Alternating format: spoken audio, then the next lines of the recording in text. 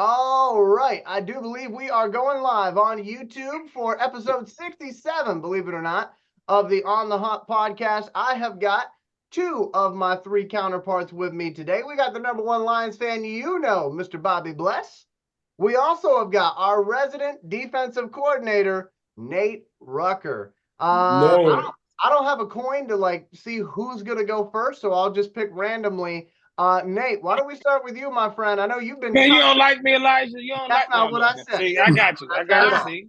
all. But Nate, how are things going in your neck of the woods, man? You got to work tonight? Man, yes, it's been yeah, it's been very, very eventful. That's the best way to put it. Uh-oh. I think I'm on mute again. No, No, I'm I not. There can. we go. No, I we can hear hear Okay. you. you. It's just been eventful, man. New injury. Damn. Uh, part of the job is the best way to put it. Who bit you? That's what I want to know. Who bit you? No, His face. that. Yeah, I'm His about to say face. that hit His something. his face bit I you. said Yeah. that Yeah. hit something for real. Yeah. For some reason, some guy decided to bang his face against my hand. I don't know why. Damn. Yeah. So the other guy came out, which is Country. You know, that's my security alter ego name, and that guy had to resurface and say, "Hey, nice to meet you." So other than that, man, it's been good, Bobby. Give him that 5-0. Uh, good You my know it. good my way, but not exciting as Nate. But shoot, good just doing my damn off season. And from what Elijah was telling me before, that man, I live a boring life. But Come on. anyway, no, I'm just joking, man. Just just going through the motions, waiting on the draft. I think I'm waiting on the jerseys more than the draft, and I'm pretty sure my brothers feel the same way. But Mhm. ready to talk about some football, man. We ain't politicked in a few weeks, so I gotta know where I stand with some of this lion stuff, because sometimes I be ready to cut people up, but if they say something that you might say or Nate might say, I give them a chance. But I usually just cut them off. But if y'all ever echo the same sentiments with them, then I listen to them. But other than that, just ready for some football. So real quick, before we get too far into tonight's episode, I do want to say good evening to Sean, who is watching right now. And we're going to try to read all these comments that are coming in because, again, we have not quite figured out, I should say I have not quite figured out why YouTube does not keep our comments where they are after the live stream has ended. I don't know why that is, but we want to say good evening to Sean, and we'll try to check in on the comments as we go here. To make sure we're not leaving anybody out. But I also wanted to bring up, I've noticed with YouTube lately, and again, we're not going to complain about YouTube the entire show, but I have noticed that YouTube have one of our videos at like 40 views, all right? And then the next day I tune in, it's got 26 views. And it's like, why is it taking views away from us? So I don't know what's going on with that. But we do appreciate when y'all like this video, leave a comment, and remember to subscribe. We're at 597 subscribers, so we're getting close to 600, which is a beautiful thing. So we just need 3 more people, and then we'll hit 600 subscribers, which would be awesome. We're on our road to 1,000, trying to get there as quickly as possible. So I did want to turn it over here to Nate Rucker. Nate, I know that we've had this event on the calendar for a little bit. Of us doing kind of like a draft thing night of. So I just want to toss it over to you. What might that look like? And have you heard any more about where you're going to be on draft night, my friend? Well, that's the interesting part, man, because since I've gotten back into this security thing, the clientele's been upping, my schedule has been up. So it's still up in the air. I haven't had any true confirmations yet on if I'm going to be working draft night with some of the prospects and some of the stars that are going to be downtown Detroit. I haven't got solid numbers yet.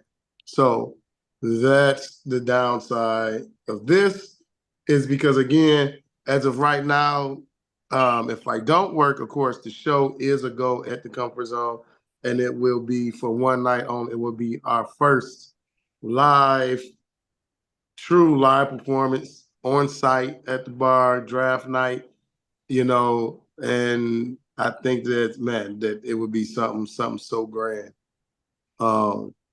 But then, of course, we gotta see how this gonna go.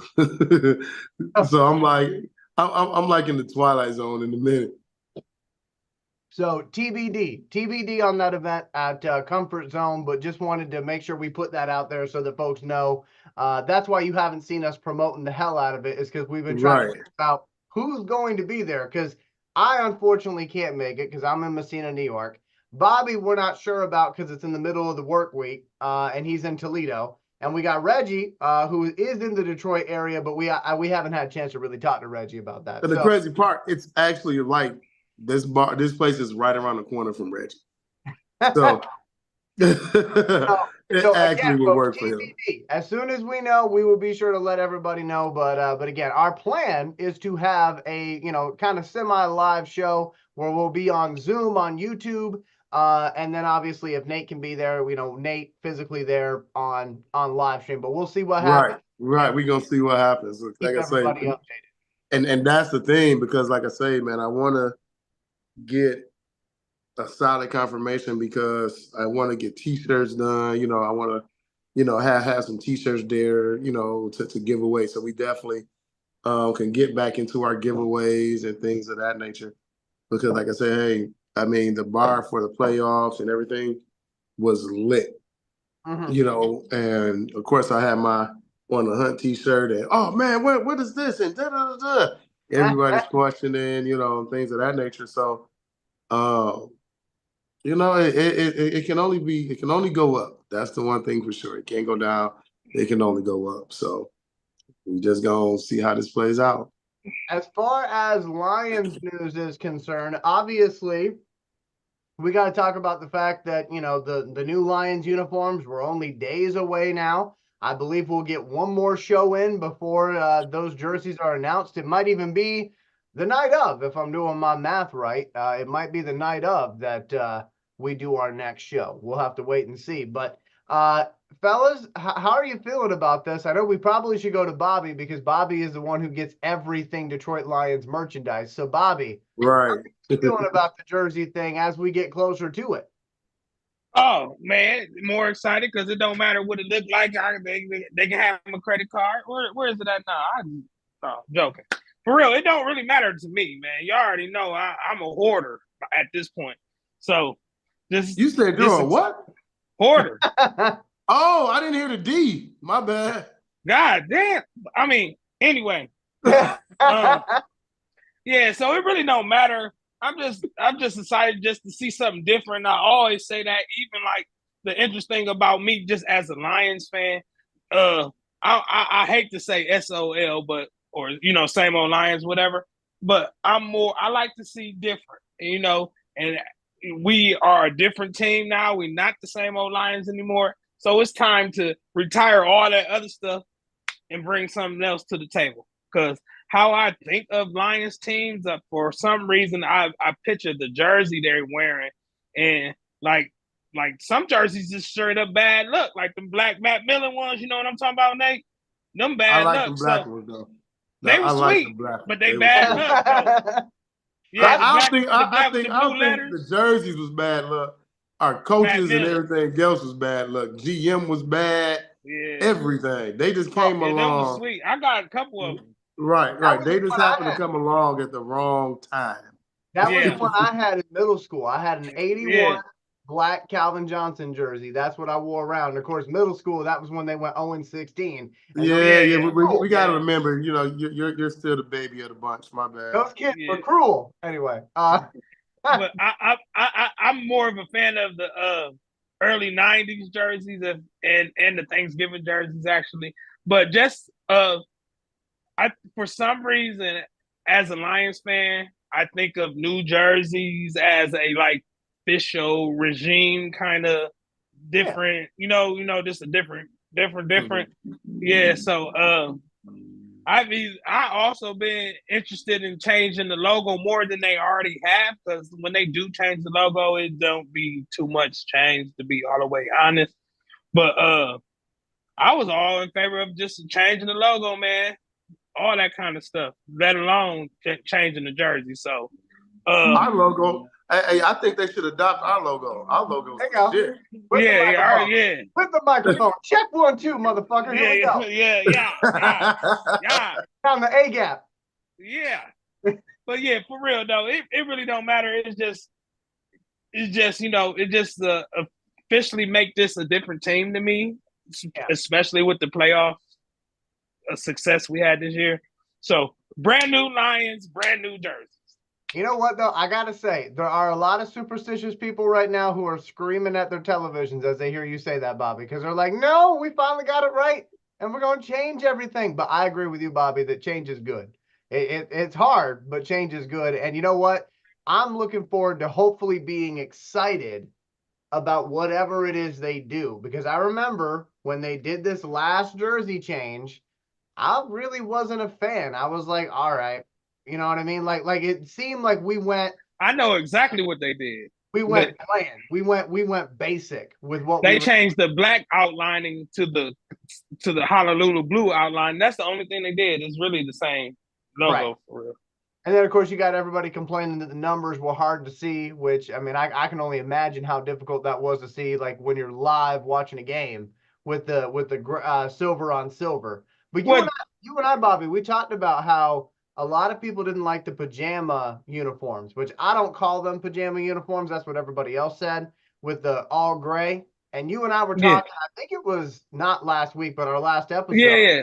No, you're talking about the color rush ones, right? Like the all silver, yeah. But we were with the blue helmet. Well, just in general. Oh yeah, I know. Yeah. But we were talking about the old Thanksgiving ones. No. The all No. He's thinking the all silver is the silver with the white letters, silver pants. That they wore against the Raiders. I actually like those.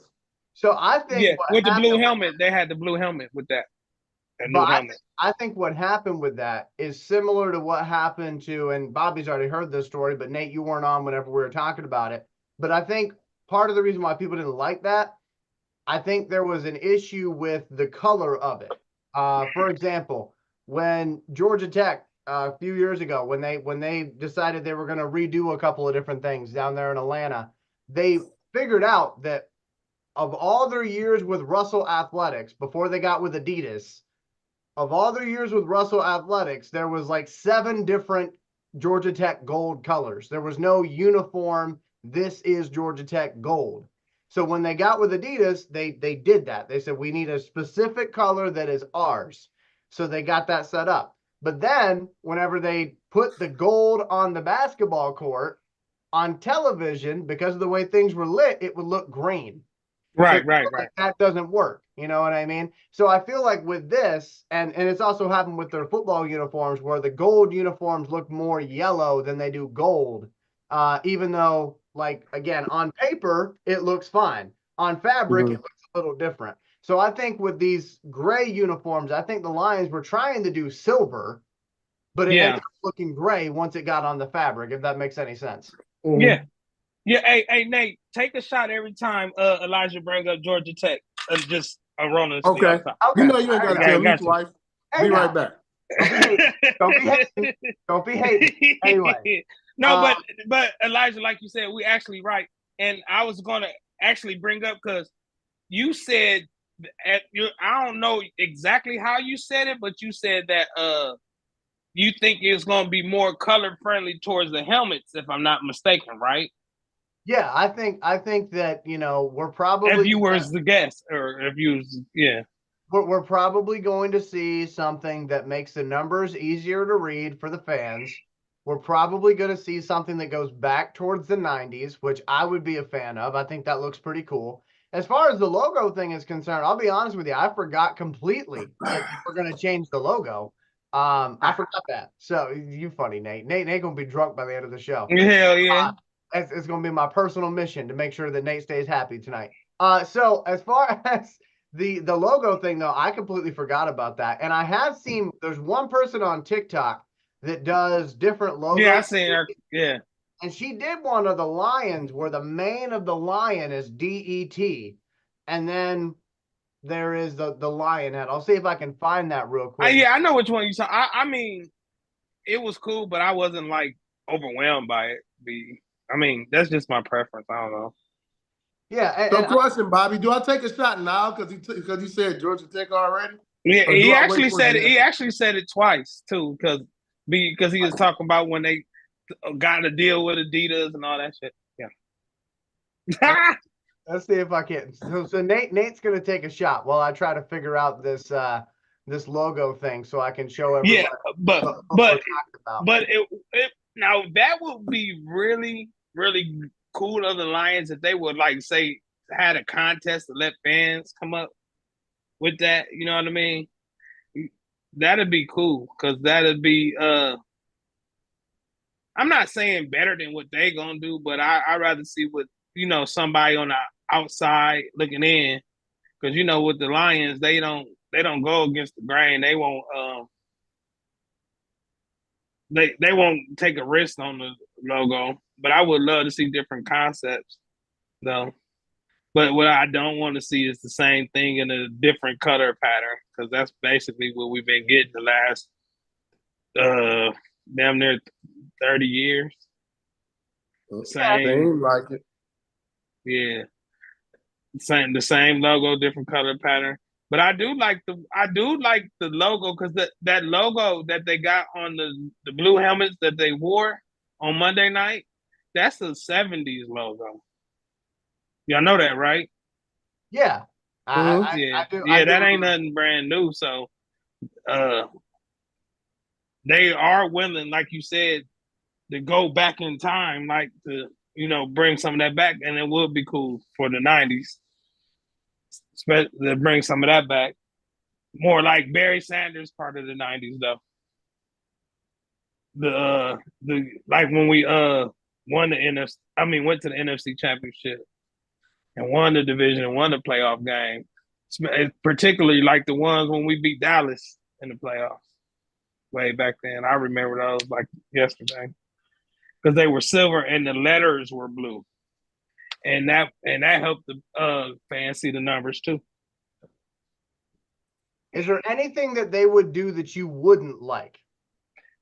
Change the color, like the Indiana Hoosiers. Remember what episode was that? We talked about that. They hired a dude that used to be the Indiana Hoosiers AD, and he changed the color to red and white or some shit. Just keep it blue and silver, and it's one of them where I don't think it's hard to mess it up, because like when the team is good, don't nobody care about the damn jerseys. Right. I mean, they would have had to did that like when we went on 16, clean, like with Tampa. When they redid Tampa Bay, the whole thing, that's when they were sucking. They were pure silver trash. and the pewter, yeah, or the creamsicle shit that they had. Yeah, that was sweet though. Them things remind me they look like this. Some fucking Hall's fucking candy paper. It was fucking terrible. So I'm having difficulty finding that specific logo that I saw on TikTok. But I will open up a couple different ones that I have come across here, and I'm just gonna see what the fellas think about this. So let me see if I can get that image on the screen here. And actually, I'm seeing what I was looking for, but it's in video form. So I don't know if YouTube's gonna pop us for this one whenever I try to show this to the fellas here. So bear with me as we try to figure that out. So let me go ahead and share my screen and see. Oh, there it is. Hey, perfect. I got it. There we go. All right. So let me open this tab up here and we'll get going with the sharing of the screen. So folks at home, weigh in on this too. If you have opinions as far as the new Lions logo. And again, these are not official logos, okay, that we're showing you right now. These are just what people think it might be, okay? So I should be sharing my screen right now. Y'all let me know if everything's showing up for you. on your Yeah. side? Yeah, All right. you're good. Okay, so I'm going to zoom in on this one here. It's going to get blurry. All right, but this was the logo that I saw on TikTok. And it Yeah, has that's it. lion as the main and then the lion in the middle. Let me go to Nate first. Nate, what do you think about this one? I mean, I like that one. That was cool. The whole thoughtfulness of it works. The fierceness of the lion. So it works for me. It works for me. But I still like the On the Hunt lion better. But that one's okay. Bobby, what do you think about this particular variation? Not a fan. It looked like a damn British soccer team logo. No, thank you. See, I thought you were It going to do. like it because No, I don't like that. It looked like Manchester United Lions or something. painstakingly I this do logo. see that. Like the I don't like CFL with the BC Lions. Yeah, Okay, I do see that. We they use their hands in this football. No, thank You funny. All right. So that's number one. Okay. I also saw this one. And again, it's going to be a little blurry on the screen, but I kind of like this one. I don't. You don't like that? Why not? Because it looked like he's saying, "Rah." hey, Elijah, you seen No. the Wiz, right? That looked like the cowardly lion from the damn Yeah. Wiz. It do. I'm Yeah, just and a then- mean old lion. Yeah, I'm just a mean old lion. No, man. That looks like 2 and 15 to me, you know. Hey, I ain't Yeah, seen nothing better than that, On the Hunt yet. that lion looks soft as shit. All right, let's see here. So this one here might be more Nate's speed. I like this one. It's like Scar. Yeah, look at that. Come on now. Come get some. Hey, look, that's the jersey we needed to have when we had Sue. right, yeah. Hey, I like this one. I like this one. I don't think they'd ever do it, but I like that one. Especially Yeah, with but like you know what? Because I still see the lion. I see the lion spelled down in the name. I see that. And I see the scar too on his eye. That's sweet. That's us for sure. Right. Grit, fighting through. Yeah. Okay. I can rock with that. I can do that, Elijah. Yeah. I can see like that hat. That one I would can have see my that vote. hat. That one would have my vote for sure. Yeah, I can see that hat. That'd be a good hat. Bobby kind of mentioned it, but to bring everybody up to speed, these are the local variations here. Oh, that 52 is pathetic. Now, hang on a minute. I like that one too, though. I like the 1952, and I think that on the Thanksgiving jersey, the 1952 logo should be on the helmet because I think that would look sweet. I mean, Thanksgiving only. It could be, but guys like me, like sometimes we overthink stuff. So I'm looking at the king of the jungle getting rode down by the two kings of the jungle. Yeah, man. Hey, Nate, why you mess it up like that? That's I wouldn't think that until you said that. Okay, that's crazy. So think about. Hold on. So Bobby, Okay. I know you've seen Django. Bobby, I know you've seen Django. Yes, I have. Eli, did you see Django? I love that movie. Yeah. So remember, he was like, "What the doing on that nad? On that nad? Oh my god, horse boy. Right? No. That's crazy. No. Anyway. I always thought that logo would be cool though for the Thanksgiving game because, like I said, and me and Bobby were talking about this on our last episode. We were talking about how whenever they did the Honolulu blue helmet, it was cool and everything, but I was surprised they picked that specific era to honor because to me, our championships were won in the 50s. So why not use the 50s logo? Yeah, they was whack in the 60s. They was so whack in the 60s. There's also a bigger picture in that. And me and Bobby always talk about, we say it all the time. You got a black guy on top of a lion. I don't think they wanted that to be the staple to, they was putting out. Nate, you popping with grease today, man. But I'm just saying, that's what I'm like, dog, yeah. So I think that they would stay away from that as much as possible. and that's why they went with the 61 instead of the 50. Because tell me that doesn't look like Kunta Kinte riding Mufasa through the jungle. See, Yeah. but I'm fine with that. Like, you know what I mean? I But know we are. you know. No, but we are. But you still got a lot of good old boys out here. Hey, And of course, they had to pick the whitest lion just to Yeah. kind of Right to bring right the point, what you know. that lion ain't got no color on it at all. yeah, he's skinny too. That lion is probably needing to go have a meal somewhere. Yeah, he's skinny too. Hey, Yeah, just full disclosure to nerd out on it. You heard of Mitchell and Ness clothing line? I know Nate have. Have you, Elijah? Yep. Mitchell and Ness? I have not. Okay, Mitchell and Ness is like they make football gear, throwback stuff. They do But throwback stuff. The 1952 logo is the official Detroit Lions throwback of Mitchell and Ness. So all their stuff, if you like, say for instance, Elijah, you like that stuff. If you look up Mitchell and Ness Detroit Lions, you'll find a whole bunch of stuff like that. I actually got a hat with that logo on there too. Mitchell and Ness, you said? Yeah. Let me do that right now. And we're still sharing the screen. So this is either going to go really good or really bad. We'll see. Yeah. Let's see here. Image search. Let's see. Oh yeah. Let's see what we got. Hopefully there's no videos. We'll see. Okay. Yeah, see, I like you see it?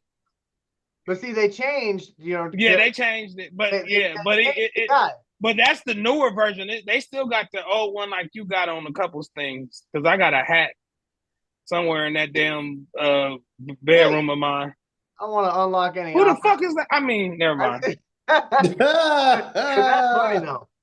But see, I like that logo though. Like I said, I like that. Yeah, I do too. Player riding the lion, you know. But anyway, we'll find out obviously on April 18th, I believe it is, what is going to happen. It might be nothing. Okay, maybe they come out with a polka dot uniform. I don't know. But we know one. Yeah, you really tested me, Elijah, huh? If they come out with polka dots, no. You know what's going to be funny? When they come out with a Beetlejuice striped uniform, Bobby's going to say, sign me up. Let's go. Hey, my wife got a polka dot outfit. She's been trying to get me in for 2 years, man. But you know what? If it had a Lions logo on it. Man, don't even do that. Don't even do that, Elijah. See? I'm just putting it out there. You know, we got right. He's really putting your loyalty to a test right now. Man. Come out with the polka dots. Oh, yeah. Man. Let's take a look here. We haven't really talked about this a whole lot with the draft coming up because I don't think we're going to draft one, but we should probably talk about quarterbacks. So I'm just going to go down the list here of the quarterbacks that PFF has been talking about. And with each one, I just want to go around the room and get the guy's opinion. Again, I do not think we're drafting a quarterback, just to be very, very... I've been keeping up with him, though. I think we are. I think we will. Okay, so we'll see what. But late in the draft, Nate. But late. Yeah. Okay. Like between 5 and 7. Okay. Me and Nate might be on the same wavelength as to who that quarterback might be.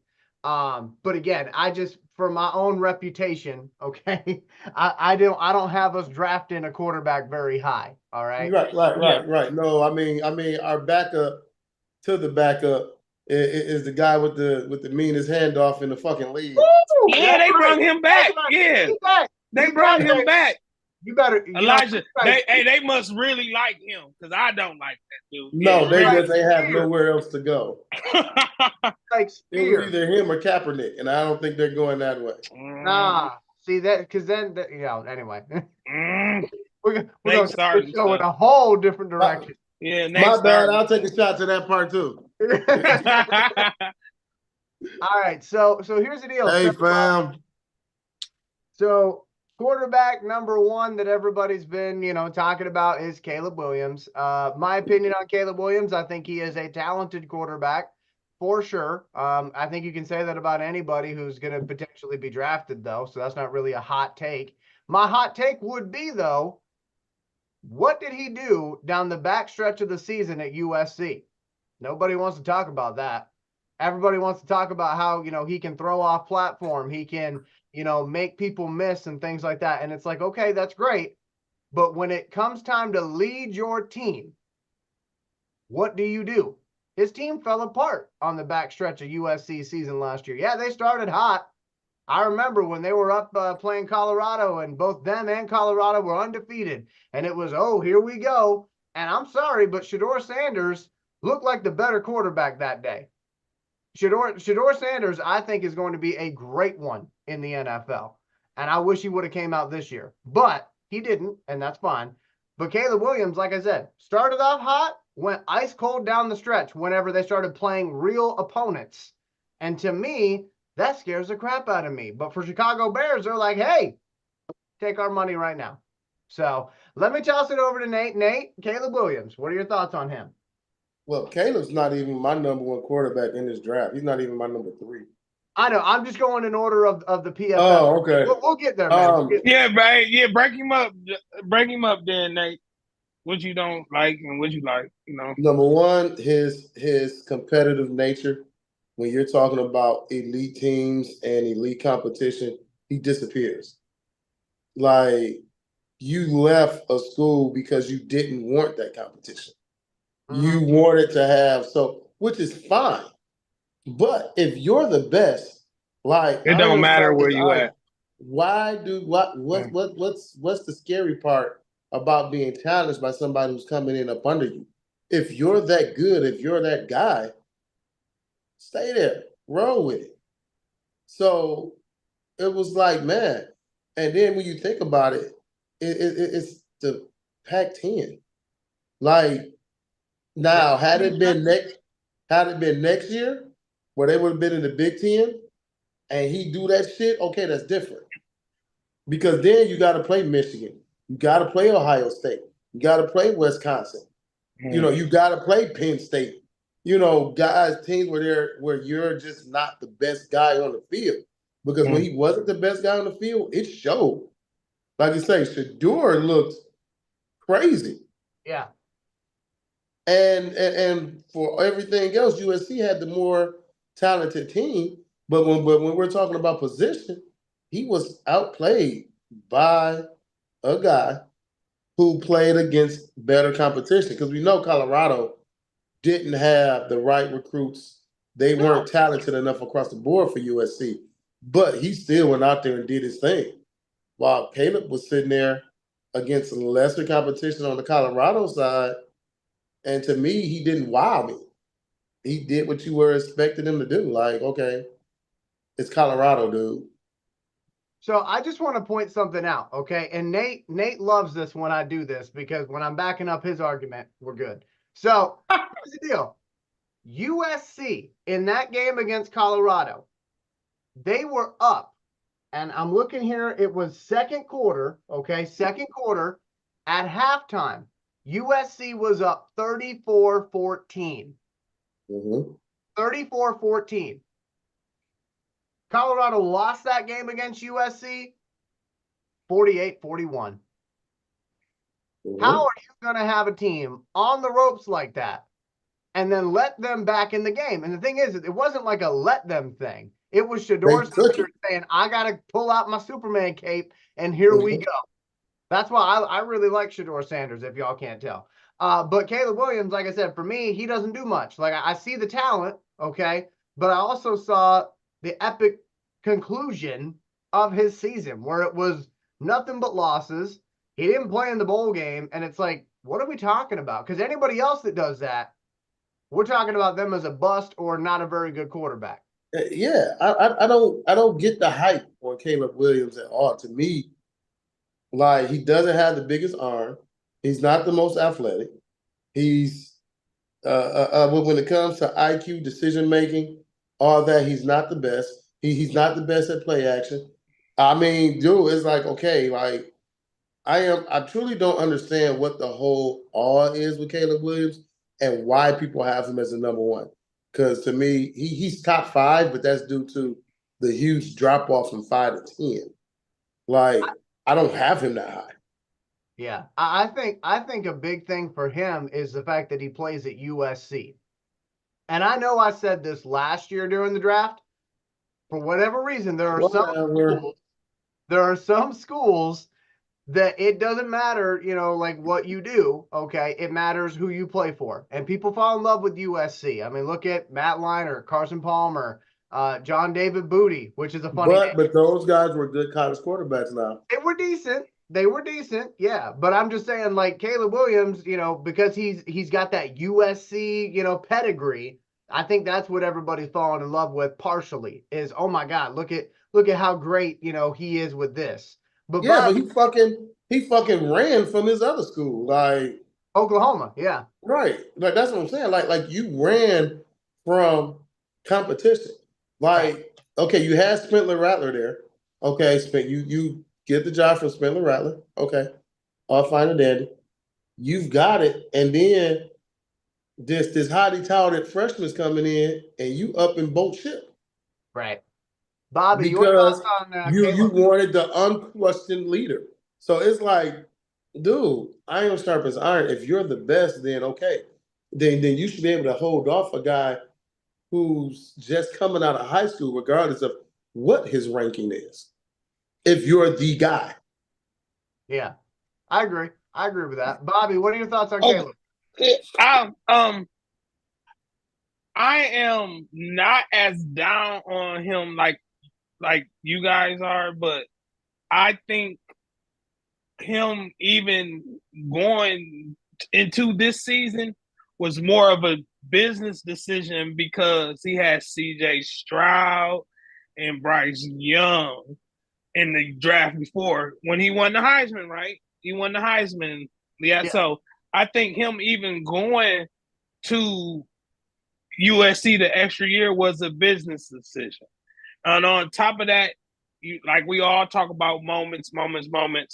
But to be honest, I think he checked out on the season. Not saying like he just gave up on the team. I think after a while, he realized that they wasn't as good or had a chance to win the national championship. So he checked out without officially checking out, kind of thing. So I don't want to hold his senior season against him like that. But I'm not that low on him, but I don't have him as the best quarterback in the draft either. But I think he would be a good pick because he makes some sweet ass throws. He know what he do. I mean, he accurate as hell to me.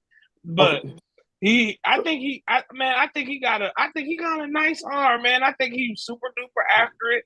But here's my question, Bobby. But yeah. So what you talked about was him checking out on the season, checking out on his team, leaving his guys hanging. And as we know, one of the things we talked about the difference between Matthew Stafford and Jared Goff, we talked about leadership. We talked about being the guy that's going to hold people accountable.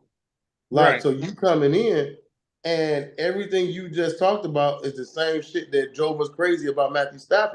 And he wasn't even that bad. For sure. And I agree with that. And that's the, because that's what they want.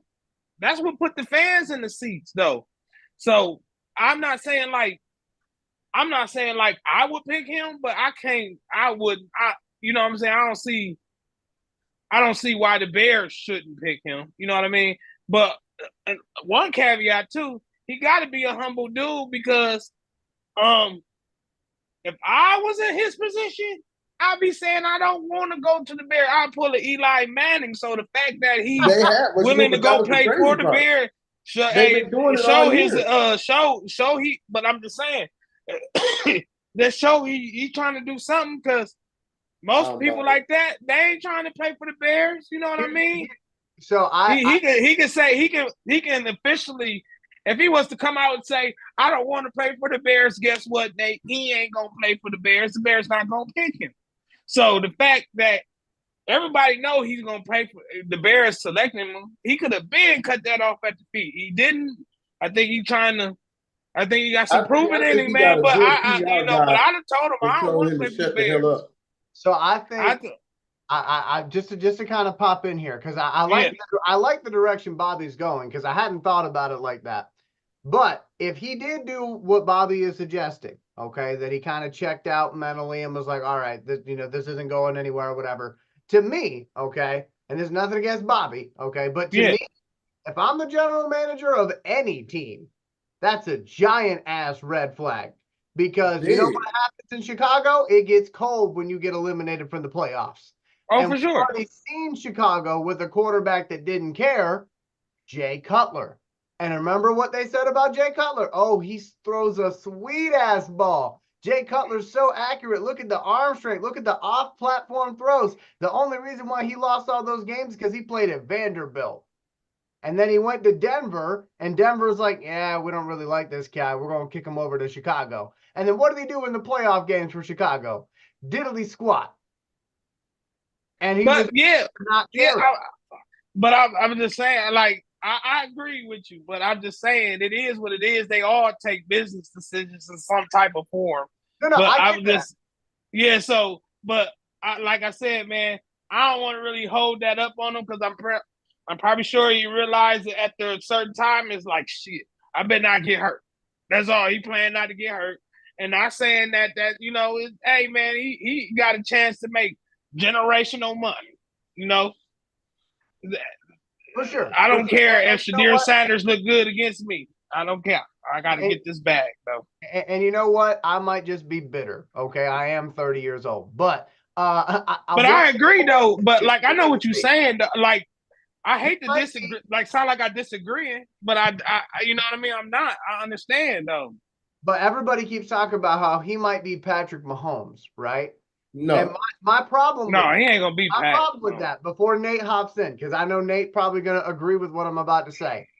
You can't compare Caleb Williams to Patrick Mahomes and use that as a justification as to why his season took an absolute dump at the end of the year. And here's why you can't say that, because Patrick Mahomes played at Texas Tech. Texas Tech ain't bringing in the top of the top in recruits like USC is. Facts. He had a better offensive line at USC than he will have in the NFL. He had arguably, until they made free agent moves, the better wide receiver room than he would have with the Bears. But again, they made some moves, which is good to see. But it's like people want to use that as the excuse. And they say, well, Patrick Mahomes wasn't, that great in college. He had some issues. Yeah, but he was playing with people who are going to be, as Bobby would so eloquently say, doctors and plumbers and things Yeah. like that. So Yeah. not the same thing. But listen, Mel Kiper and all them, they're going to try to tell you it's the same thing. That's for damn sure. Man, I hate to agree with him. He dropped dimes to me. I mean, he dropped Listen. some dimes, man. He broke a Listen, you pretty gotta think ball, about but so even did Jay Cutler. That's all I'm saying. And you know what? If they get a Jay Cutler out of it, I'm happy because they're the Bears and fuck the Bears. But as far as the Lions are concerned, Oh yeah, ain't no Bears quarterback, and that feeds into me reason why I would have told the Bears no. yeah, There's no Bears quarterback that ever been good. So just that alone, I'd have not planned for them. But he didn't pull that card because he could have easily pulled the card if he wanted to. well, you remember back when I think it was you and I, we did a solo show together. And I think Nate was busy that night, and I think Reggie was busy that night. But one of the things I said was, if you look at the Chicago Bears history, even when they were in the Super Bowl, their quarterback play was mediocre. It was their defense and special teams. In 85, I think I brought this up back then. In 85, Jim McMahon, 15 touchdowns, 13 interceptions, completed roughly like 54% of his passes. And then you look at Rex Grossman, which number one, a lot of people forget that was even Rex Grossman, but he had like 20 touchdowns, 22 interceptions or something like that. But thank God he had Brian Urlacher and Devin Hester. Man, Devin Hester was the woo. He had Lance Briggs, Charles Tillman. Yeah. Matt Forte. Right. Who was that corner? Peanut? Yeah, Peanut Tillman. Peanut Tillman. Yeah, man. But like I said, I hate them. That is one thing the Bears have never been able to do is draft and develop a quarterback. Because even with Jay Cutler, people forget Jay Cutler played for the Broncos. I know you guys don't, but other people do. They forget that he played for the Broncos. He was not drafted by Chicago. So for this to work out, that'll be a surprise. Because Chicago recently, they drafted Trubisky. That didn't work. They drafted Fields. That could have worked, but they gave up on Fields too early, in my opinion. But let's move on to another quarterback here who is being talked about it quite a bit. And that would be Drake May out of North Carolina, 6'4", 230 pounds. My quick thoughts on Drake May. If you want to know how to beat him, Nate, get ready to take a shot. If you want to know how to beat him, watch Georgia Tech the last 2 seasons because they beat Drake May both times they played him. And it just seems like Drake May, he needs good conditions to be successful. If he gets pressure, he turns into a different dude. All right. I don't have stats for you immediately to back that up, but just watch the games that North Carolina lost and watch what the defenses did. They actually got to him. And if you can get to him, it's a problem. Now, Well, that's any quarterback for real. but I do think Drake May would be a perfect fit in Denver. And if he drops that far, which he would have to drop to the 12th pick right now, which I don't think is going to happen. But if he does drop to 12, I think he'd be a perfect fit for the Denver Broncos. But there's also another quarterback who I think might go there as well, Bo Nix. So we'll see. But Drake May, Nate, what are your thoughts on Drake May? He's one quarterback who lived up to his hype. I don't think if you've never really been into like scouting, like, me, Elijah, we're into it. Like we're deep into it from high school to college, whatever. But Drake May already had buzz on him going to the Tar Heels. Yeah. He had it, but they just didn't think that he would start as a freshman. Mm-hmm. And he continued to ride that success. He didn't fall off. And if anybody is closer to damn Pat Mahomes is going to be Drake May, because Drake May truly does make every single throw. And you talking about some poor ass wide receivers that he's throwing to. Right. Fair point. Athletic ability, escapability, arm strength, his ability to process information at that quarterback level is very, very good. It's very good. He processes very quick.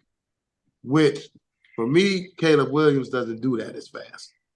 But when you're talking about any quarterback, if you get pressure on them, you get guys around their feet, it don't matter who the hell they are. Joe Montana, Patrick Mahomes, Michael Vick, guys falling around a quarterback feet make them uncomfortable. And that's how you beat the greatness.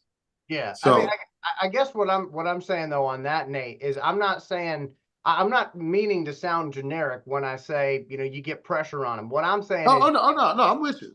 If you can heat them up throughout the course of a game, it's going to be. You just wanted to put Georgia Tech in there. It's okay. But it's fine. I took a shot. It's not even just Georgia Tech though. But they did have his number for whatever reason the last couple years when Drake May would go up against a 4-2-5 defense, which as you know why one of the biggest things. What they did very well is that they kept Charlie Thomas as a spy. Yeah. When it came to Drake May. Right. So again, for the people who don't know, like we actually watch. We just ain't waiting for Mel Kiper them to tell us, hey, yeah, look at this guy, blah, blah, blah, blah, blah. Like, no, we actually do watch this guy. But yeah, they kept Charlie Thomas close to that line of scrimmage. Yeah. So that he wouldn't be able to escape. One thing that he does do very well is he sidesteps and steps up into the pocket for his throw. So they made sure to keep his ass bottled up. Bobby, your thoughts on Drake May out of North Carolina?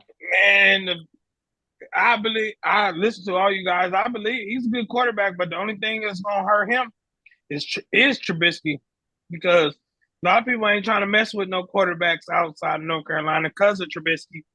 He was when the draft process was happening with him.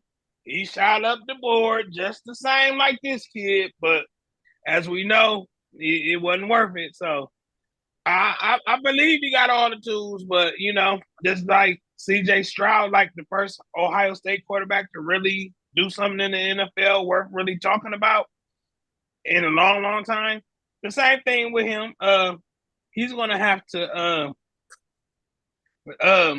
beat that Trubisky jinx he got, because I'm telling you, man, they still to this day make fun of the Bears for going up to get him. Right. So that automatically, to me, put him in a position where ain't nobody gonna really jump up to get him, just because how that Trubisky thing turned out anyway. So the question is, how much better than he is than the other guys on the board?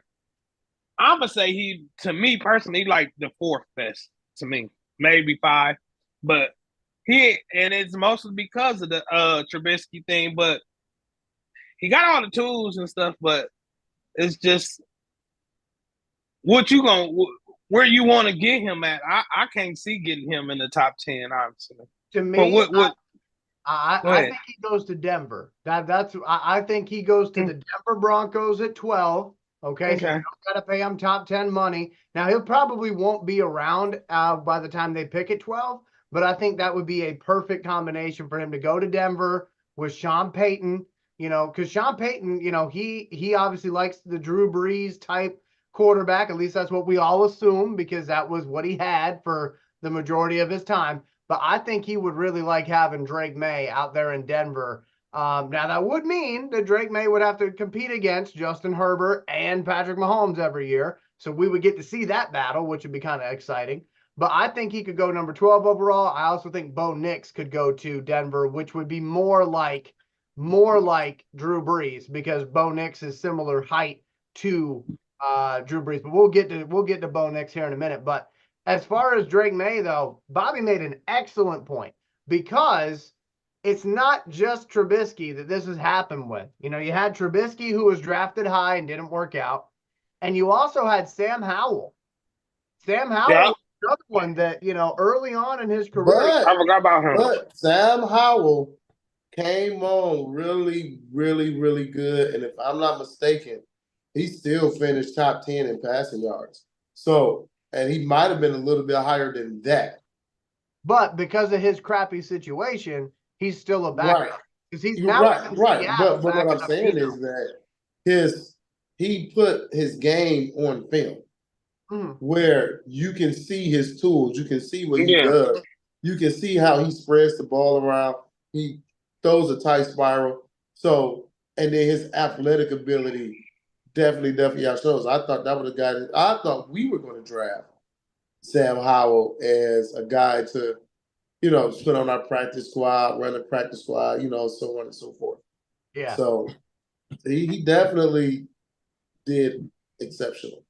Now, that is something to keep an eye on, folks, at home. This upcoming college football season, keep an eye on North Carolina.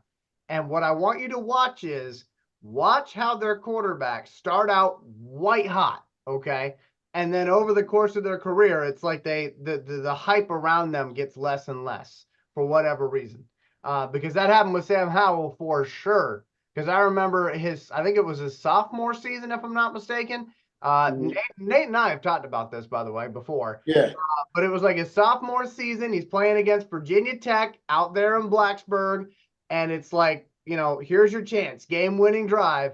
And I will never forget this play. It's like third down. Okay. Man. It's second or third down. They have timeouts in their back pocket. Okay. They got timeouts in their back pocket. Sam Howell gets turned around and he just chucks the ball up in the air and it gets picked. And I said, that right there is why he's never going to get drafted in the first round, because that is everybody's going to see. That was one of the worst interceptions of the year. He literally threw like one of them little badminton balls in the air. How they sit there. Yeah. That's exactly how it looked. It was just like, I was like, wow. Jaden Daniels out of LSU and also out of Arizona State, because I like to give love to the colleges they were at before they transferred. Jaden Daniels, 6'4", 210 pounds. My opinion on Jaden Daniels, I have nothing against Jaden Daniels. Let me be very, very clear. I think he's a very talented quarterback. My only problem is that I don't feel like he should have won the Heisman last year, because I felt like the Heisman should go to a team with a player on it that has a perfect record, or a team that's in the college football playoff. And LSU, they didn't even, you know, I believe they did make their conference championship game, but they didn't win their conference championship game. And I'm like, that's a weird thing for a Heisman Trophy to go to somebody who didn't even win their conference. But Jaden Daniels, very talented player. I just felt like Jordan Travis out of FSU should have won that Heisman, even with his injury. But Nate, let me go to you. Jayden Daniels, you know more about him, I'm assuming, than I do. So what do you think about Jayden Daniels? I'm gonna say two other names: Brian Thomas, Michael Neighbors Jr. Who are they? Both LSU wide receivers.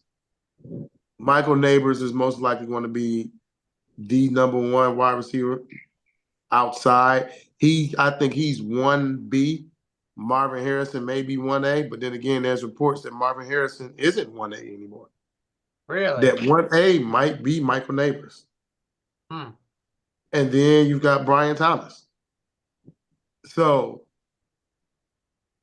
I'm not as sold on Jayden Daniels because he's got two first-round wide receivers opposite field of each other. Okay. So you've got two number ones. So if you got two number ones, why haven't you won your conference? Okay, so you're on the same wavelength as I am then. Yeah. Like how do you have 5-6 losses? Right. You've got two number ones.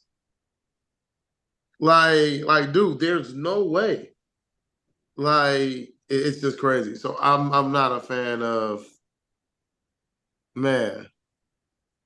Okay. Bobby, Jayden Daniels, what do you think?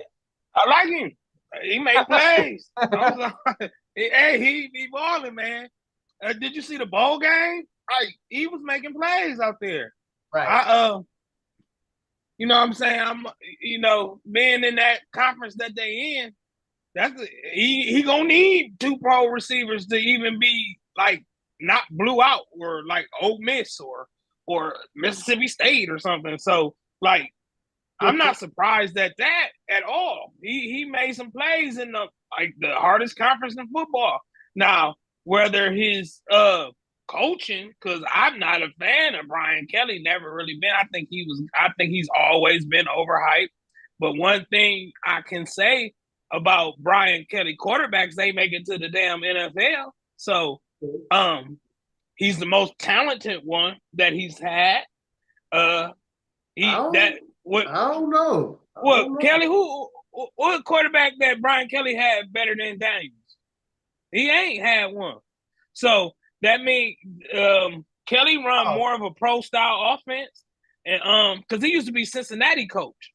So I mean, Cincinnati ain't never had no damn sweet quarterback. And Notre Dame, maybe Deshaun Kaiser. That's probably it from Toledo. But I mean, his best quarterback has been Kaiser. So I think Daniels is way better than that. I think the offense that he was running at LSU already has him accommodated with the pro style offense. So I automatically, out of all the quarterbacks that's available, I think he's going to be able to be the one that processes an NFL style playbook offense the quickest. He's been in already 2 different schools. You know what I mean? So he's already had to learn multiple offenses, and then and they both was under pro style because if I'm not mistaken, he was under Herm Edwards, right, at Arizona State, right? Yeah. If I'm right. So that he learned that, and we all know he got a pro style offense, and then you got Kelly's pro style offense. I think he's the one with the most pro ready game. Not saying that he's the best, but I think he would be the one that will be able to make the immediate impact for a team that's in the purgatory of the league. And I think he'll be a good pick for somebody that's like the Raiders or you know what I mean? That kind of, that's more pro guys. Yeah. You know what I mean? So an ex-pro at coach. So me personally, I like him. I think he'll be, to be honest, I think he's the most ready to play, just ready to play more than any of these other guys. Okay. Yeah. Now, I do just want to make a note here. We lost Nate. I don't know what happened, but Nate okay. So hopefully Nate will pop back in because Bobby and him were talking. All of a sudden, he went poof off the screen. So hopefully Nate will pop back in. But anyway, Bobby, I think those are some good points, though, that you made. Obviously 2 NFL systems that he had in Brian Kelly, and Herm Edwards. That was a good one too, because I kind of forgot about Herm Edwards. Yeah, So, he been in two pro style ran I don't want to say organization, but football programs like geared towards getting pros. So I'm pretty sure, Herm Edwards, he hold him to a high standard. I'm pretty sure he wasn't babying him. That's probably one of the reasons why his ass left Arizona State. But Chip Kelly, he's been rumored to be NFL coaching before on pro style offense. So yeah, I think not only he'll be able to pick up the most, I think he's going to be the one that's, like Nate said, used to throwing the pro receivers already. So we're going to skip the next one that we're going to talk about, because I'm hopeful that Nate will pop back on, because I feel like Nate, more than me and Bobby, would know this next quarterback the best. I know who you're talking about. So we're going to skip him. We're going to save him for later, and hopefully Nate can hop back in. Yeah. But let's go down and let's talk about Bo Nix. Okay. Now, Bo Nix. That's the guy that used to be at Georgia, but Oregon? No, he was at Auburn and then played for Oregon. So okay. I know it was one of them SEC schools. Okay. So I know Bo Nix. I don't know him personally, okay, but I know Bo Nix through his father, Patrick Nix. And Nate's not going to be able to take a shot on this, which is unfortunate. But back in 2003, from 2003 to 2006, Georgia Tech's offensive coordinator was Patrick Nix. Patrick Nix was a quarterback who started as a freshman in Auburn, and he was kind of a big deal in Auburn's history. So it was interesting when Bo chose to go to his father's old, stomping grounds in Auburn. All eyes were on Bo Nix, and he actually started as a true freshman. And the first game of his college career, I remember watching it, was against the Oregon Ducks. Now, Bo Nix, he has played for two teams, obviously, and he's not very tall. He is 6'2", 218 pounds, so he's not small, but he's not a large quarterback, So it looks like Nate is hopping back in, which is good. So as far as Bo Nix is concerned, what I love about him is he's got the most starts in college football history. He's got 61 starts under his belt, which means he is somebody who is very, very experienced at what, he needs to do. He has been the face of the franchise, essentially, for both Auburn in the SEC and Oregon in the Pac-12. So I like that about Bo Nix. And I do believe this is going to be kind of the new way that we get college quarterbacks. Because of this NIL thing, college quarterbacks don't have to jump to the NFL after their junior season. They might actually choose to stick around in college because they can make about as much money in college now with the NIL deals as they can with their rookie deal for a 1-year thing in the NFL.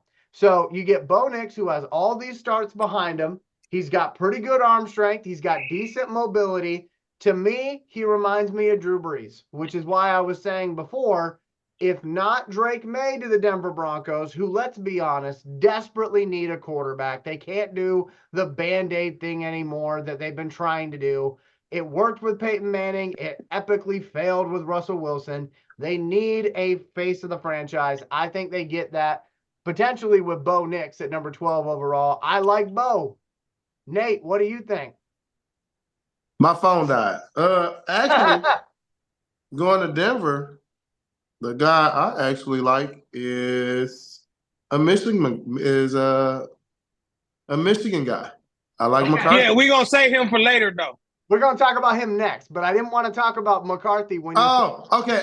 Only because you referenced Denver. No, you're good. But again, the thing about Bo, I think it's the thing where guys run to the easier conference. Okay. And so that's the knock for me. Like, Caleb, you went from Big 12 and ran your ass to the Pac-10. Bo, you went from the SEC, ran your ass to the Pac-10. So guys like that do that and then I look at the competition and I look at the guys from where you were playing. your resume and that just playing in the SEC alone gets you looked at differently. As we know with Jahmyr Gibbs jumped into the SEC to prove itself. Right. These guys hopped out the SEC like the bathwater was too hot. To be fair, okay, Caleb Williams did exactly what you're describing. I have no defense for Caleb Williams. For Bo Nix, though, my defense would be he was injured in his last year at Auburn. True. And he went to Oregon because he knew he needed more tape and he needed to show that he could get through a season without being injured. So I don't think it was him trying to leave because I can't take the heat, because he had 4 years of that heat in the SEC. Can I ask Nate a question real quick, Elijah? Yeah, so wouldn't that mean Daniels jumped into the heat by what you said? Yeah. Jayden Daniels? That would, yeah, absolutely. he jumped in the heat, right? Absolutely. He jumped into the heat. But the only thing about that is he jumped in the heat though, right? Yeah, but listen, that's like what you did was you already had a steak in the skillet, which is Neighbors. Then you already got your butter in the skillet, which is Brian Thomas, and Jayden is just some garlic butter. Yeah, but he in the neighborhood. Hey, so don't get me wrong. He jumped into the fire, but he jumped into the fire with the pieces there. But he in the Ramsey neighborhood, Cooks in the SEC. I mean, right? Okay. Now, hold on now. But here's the thing: is he in Ramsey's neighborhood without the proper ingredients? Right? But I'm just saying though, like, but you gotta have good coaching though. You can't say they had good coaching this year. LSU didn't have good coaching. They got rid of Orgeron. So true, but his decision making, when you really look at Jayden Daniels, what I see is a black Matthew Stafford. No, okay, I don't see that, but okay. Anyway. I mean, think about it. He's got 2 elite guys that, guess what? I don't think I have to do is throw up a pretty ass deep ball and watch these 2 guys go get it. Okay, so in all fairness, just don't crash the Lamborghini. Guess what? I can take it to the car wash without crashing it. In all fairness, I can't really defend what Nate just said, because Matthew Stafford was at Georgia for 3 years and they didn't win anything. They didn't win the conference, but he was still the number 1 overall pick in the draft. So with Jayden Daniels, but he was predicted to win it, and he was preseason number 1 and didn't do shit though. Right, but LSU, I mean, there was a lot of talk about LSU heading into this year that they were going to be something. Yeah, but they ain't got they coaching. But they don't got the coaching like the other teams do. Florida State in week 1 said, why don't you go ahead and take several hundred seats? But as far as Jayden Daniels is concerned, again, my issue with him is not talent level. I think he's got talent. My issue with him is, and it's a very superficial thing, I admit it, okay? Why the hell are we giving a Heisman Trophy to somebody that didn't even win their conference? I'm big on that. To me, like, the Heisman goes to the best quarterback, and the best quarterback, if you have a quarterback, when you think about Trent Dilfer and the Baltimore Ravens, right? They had the number 1 defense, and Trent Dilfer won a Super Bowl. That don't mean he was the best damn quarterback. He ain't win an MVP. He ain't win shit. They told him, just give us 7 points. Just give us 7 points, and we'll give you the game. Right. So it's one of the things, like, dog, like, you didn't have to be the best guy. You had the 2 best guys. Right. You had the 2 best. You've got 2 wide receivers that are bona fide top 15 picks. Bona fide. Only thing you had to do is not crash the Lambo. And so if you don't crash the Lambo, we give you a Heisman. Can you say he outplayed Michael Penix throughout the year? No, he ain't outplayed Penix, but I'm just saying. I'm saying, the draft is more so on potential, though. His potential is up there. I mean, like, he has good potential. And you know what they're going to ask him to do his rookie season in the NFL? Don't crash the Lambo. That's exactly what they're going to ask him to do. And So that's what you want. I get it, okay? But here's the thing, though. He's not a game manager type, though. So he's going to crash the Lambo. Now, hey, you don't know, though. You know what I mean? You don't know that yet, though. Okay. Somebody earmark this episode and come back to it 5 years from now when we're all. They're gonna be like, Nate said, yeah, me and Nate always be arguing about. And Nate's gonna be like, mm-hmm. Me and Nate, we fall out. We fall out all the time in the draft. Me and Nate fall out every year in the draft. Let's talk about Michigan quarterback. By the way, this whole show is basically the quarterbacks, but we had to talk about them because that's the eye candy, right? That's what everybody wants to hear about, even though we're not necessarily drafting one. But let's take a look at J.J. McCarthy. I have been hearing over the last couple of weeks, man, J.J. McCarthy is flying up draft boards. Now, here's the deal. I want to give Nate the floor on this one, but I want to give Nate some parameters. So, Nate, the common thing I keep hearing is J.J. McCarthy is a game manager. And by the way, I'm not saying I agree with these things because I'm with you.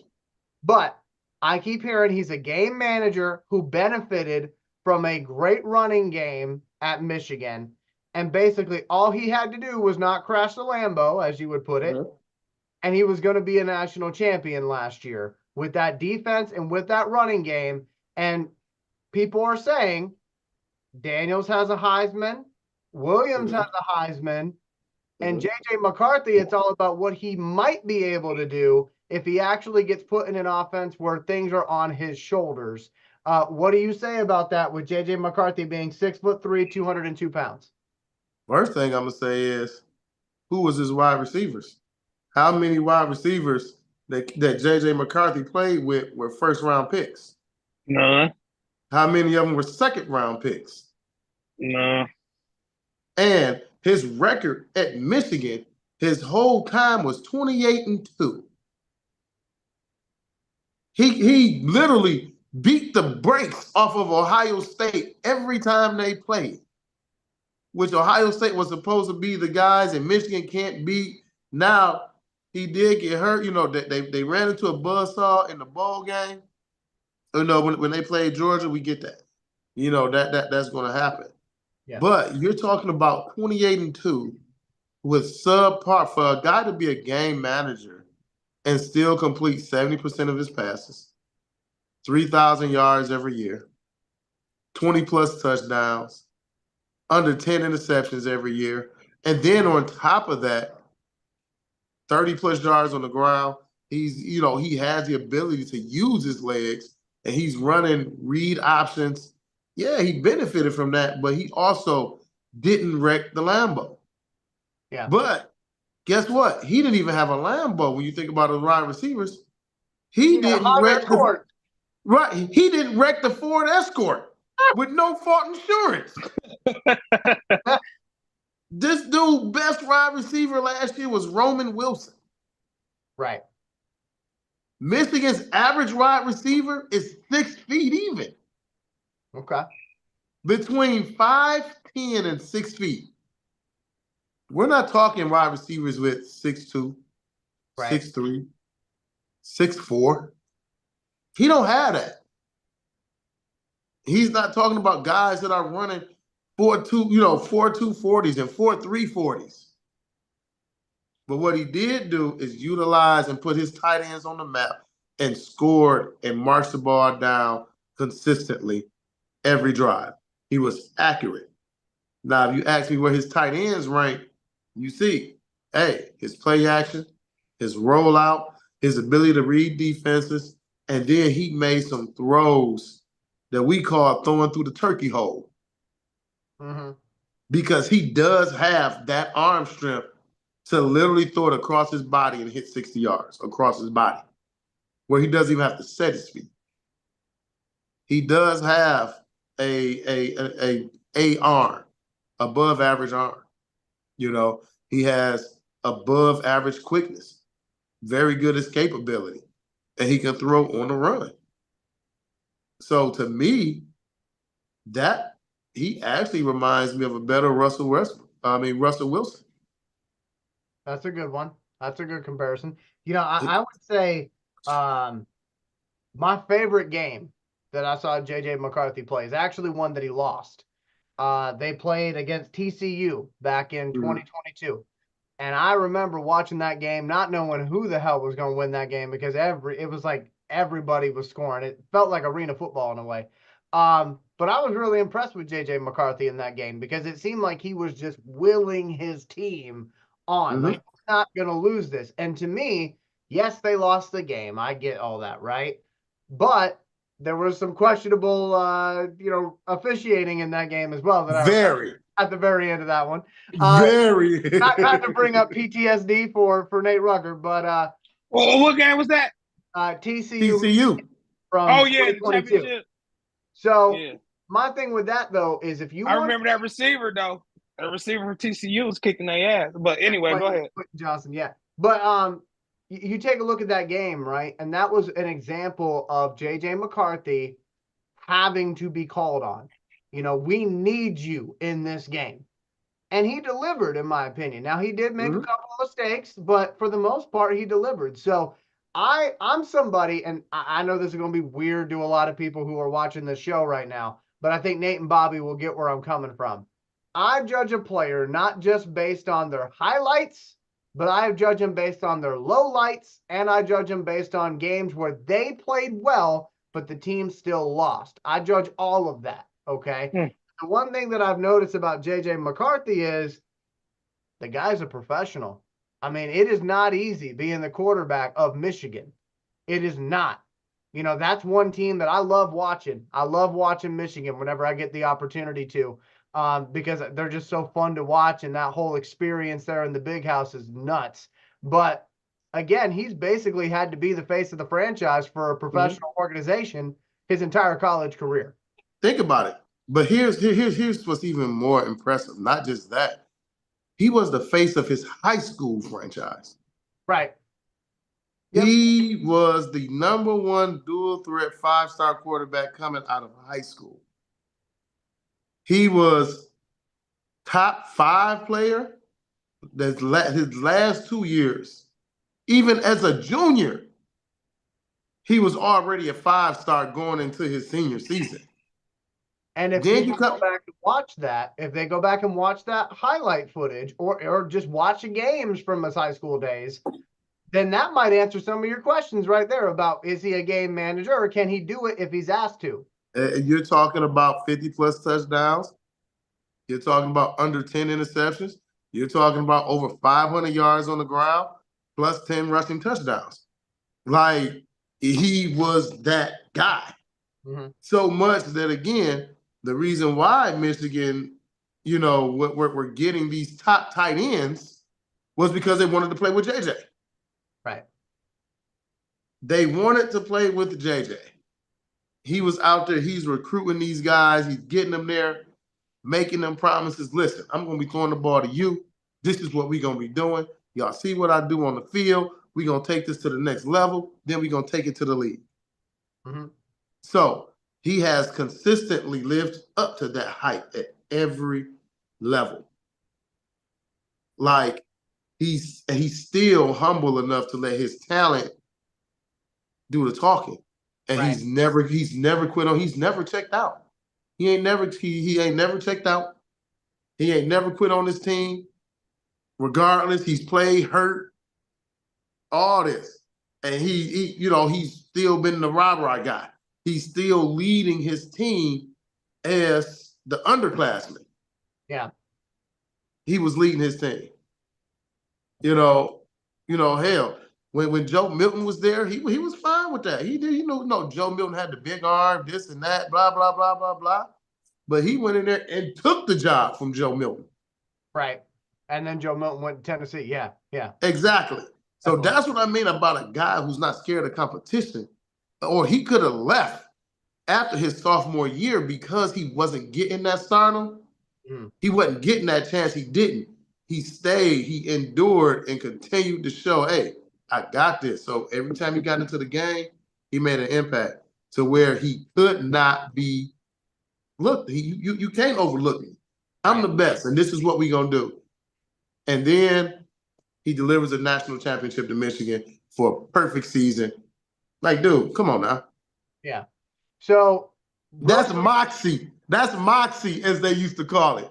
For sure. And here's the thing, if you look at JJ McCarthy's numbers, and I'm talking about college, if this was the mid 2000s, he would have been talked about from the beginning of the draft process as a number one guy. But because nowadays it's become such a passing oriented college football landscape, when you don't have 30 something touchdowns, or you don't have 40 something touchdowns or 50, then people are like, oh, can you do it? And it's like, well, that's not always what's called upon. You got to do the job that's asked for. Right. But I got to ask Nate a quick question. Then I want to get JJ McCarthy's thoughts from Bobby real quick before we keep this thing moving, because we got 5 more quarterbacks to get in before the end of the show. So, Nate, quickly, what do you make of Minnesota possibly drafting JJ McCarthy? How would that make you feel?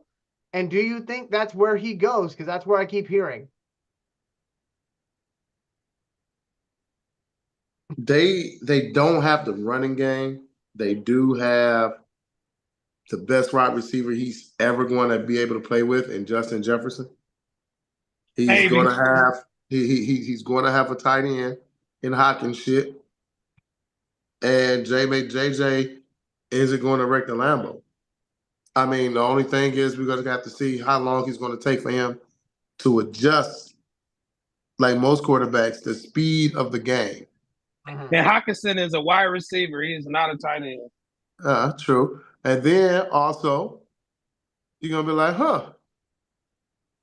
you got your old mate across from the side of you. You got to deal with Hutch all goddamn year, 2 times out the year. It's like Michigan practice over and over again, trying to get away from Hutch. Right. So hopefully, hey, that bodes well for us. Hope we got a lot of success. But hopefully every time we play, we beat the shit out of them. So Bobby, JJ McCarthy, quickly, my friend. I'm a fan. Just real quick, I remember part Nate had brought it up a little bit.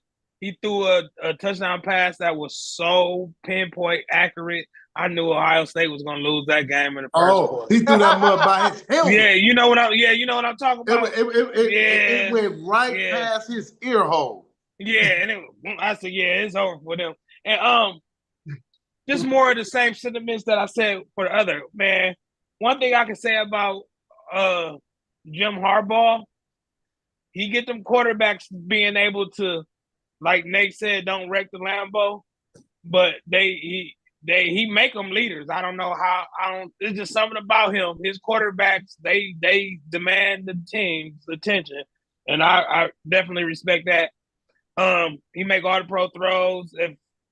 If anything, I question about him is him making explosive plays, because NFL is a track meet for real. I haven't seen him really throw to pro receivers. So that's right. gonna be got no wide receivers. Yeah. So I think him accommodating to the speed of the NFL is gonna be something that's gonna hold him back at least this year, because he's more incapable of catching up. But I think highly of him, but I just don't like with Daniels. I don't see him as an instant impact guy though, and I hope he do go to Minnesota so we can hit him and mess up his career. So damn. So just real quick, I did want to throw this out there. I'm looking at the draft order right now, and the LA Chargers are drafting 5th. Now, I don't think they're going to get JJ number 5. Yeah.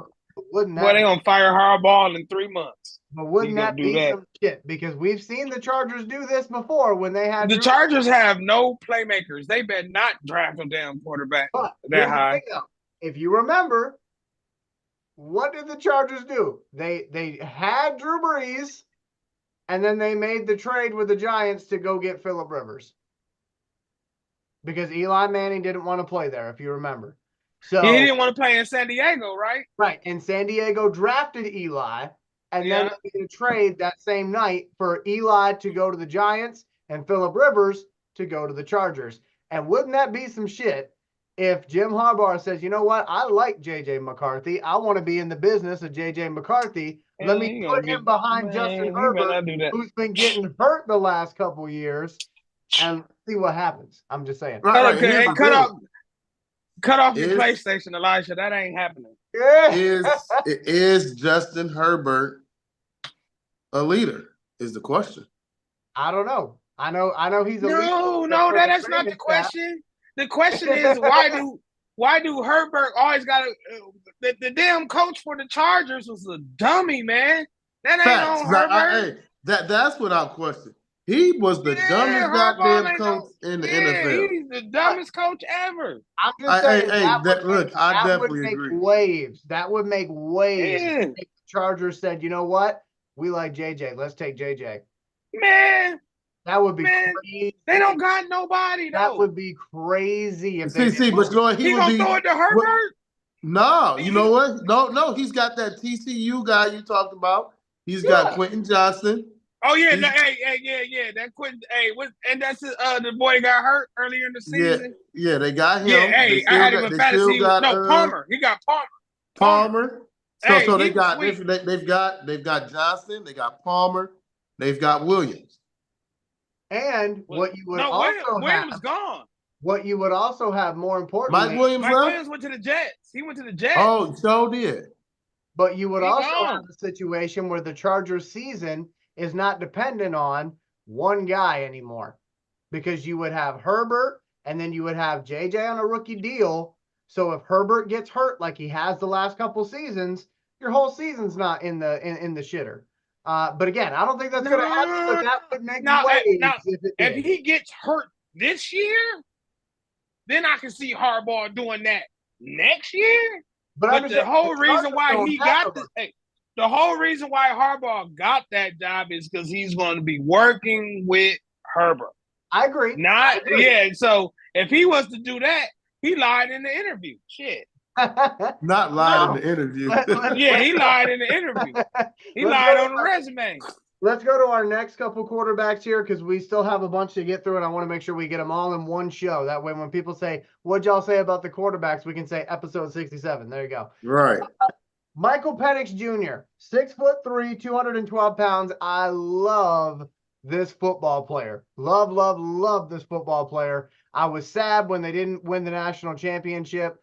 But man, I love me some Michael Penix. He has overcame so much in his football career, from back when he was in Indiana to when he went out and played in Washington.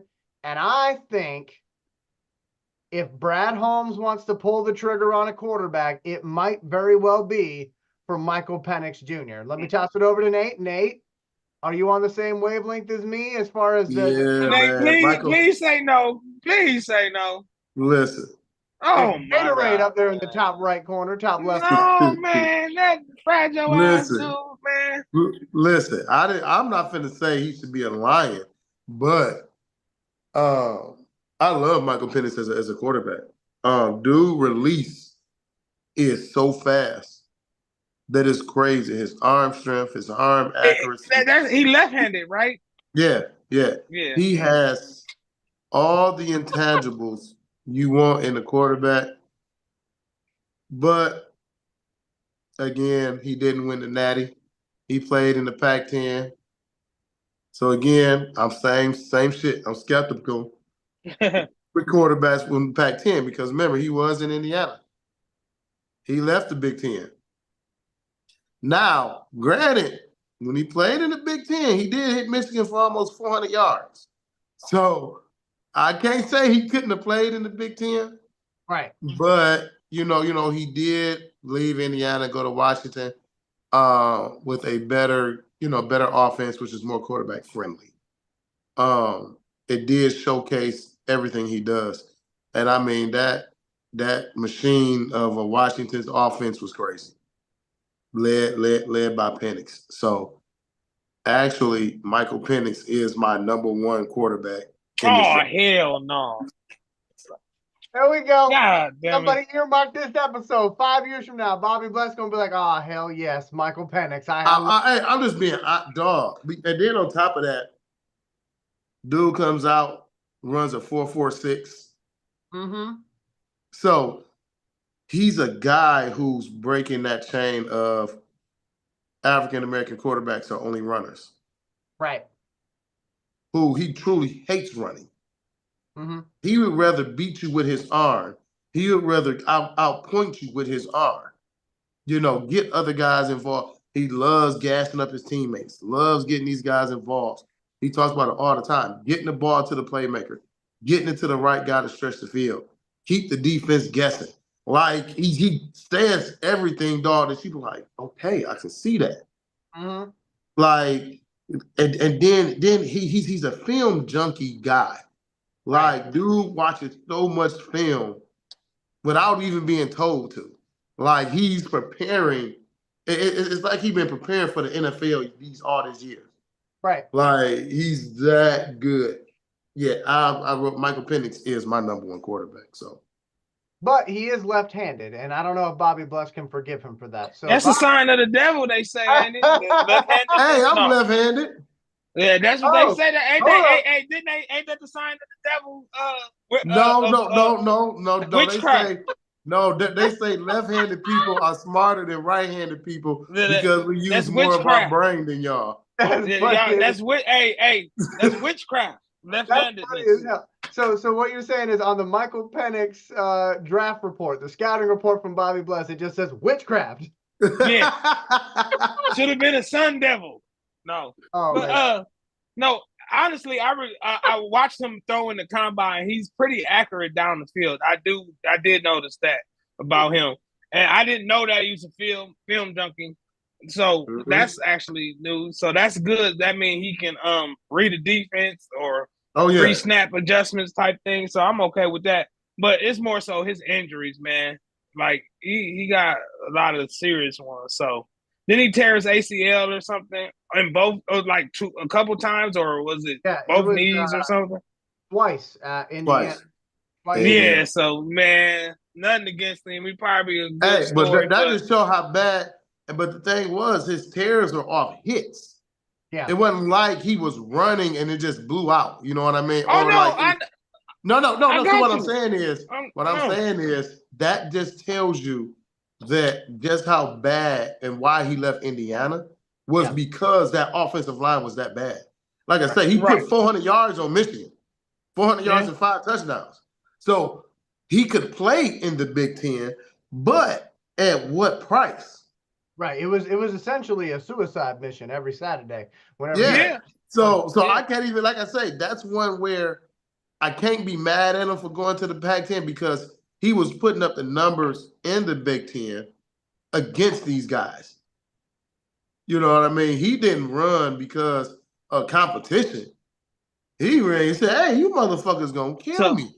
So I know you said he's the best damn quarterback. So Elijah, where do you see him?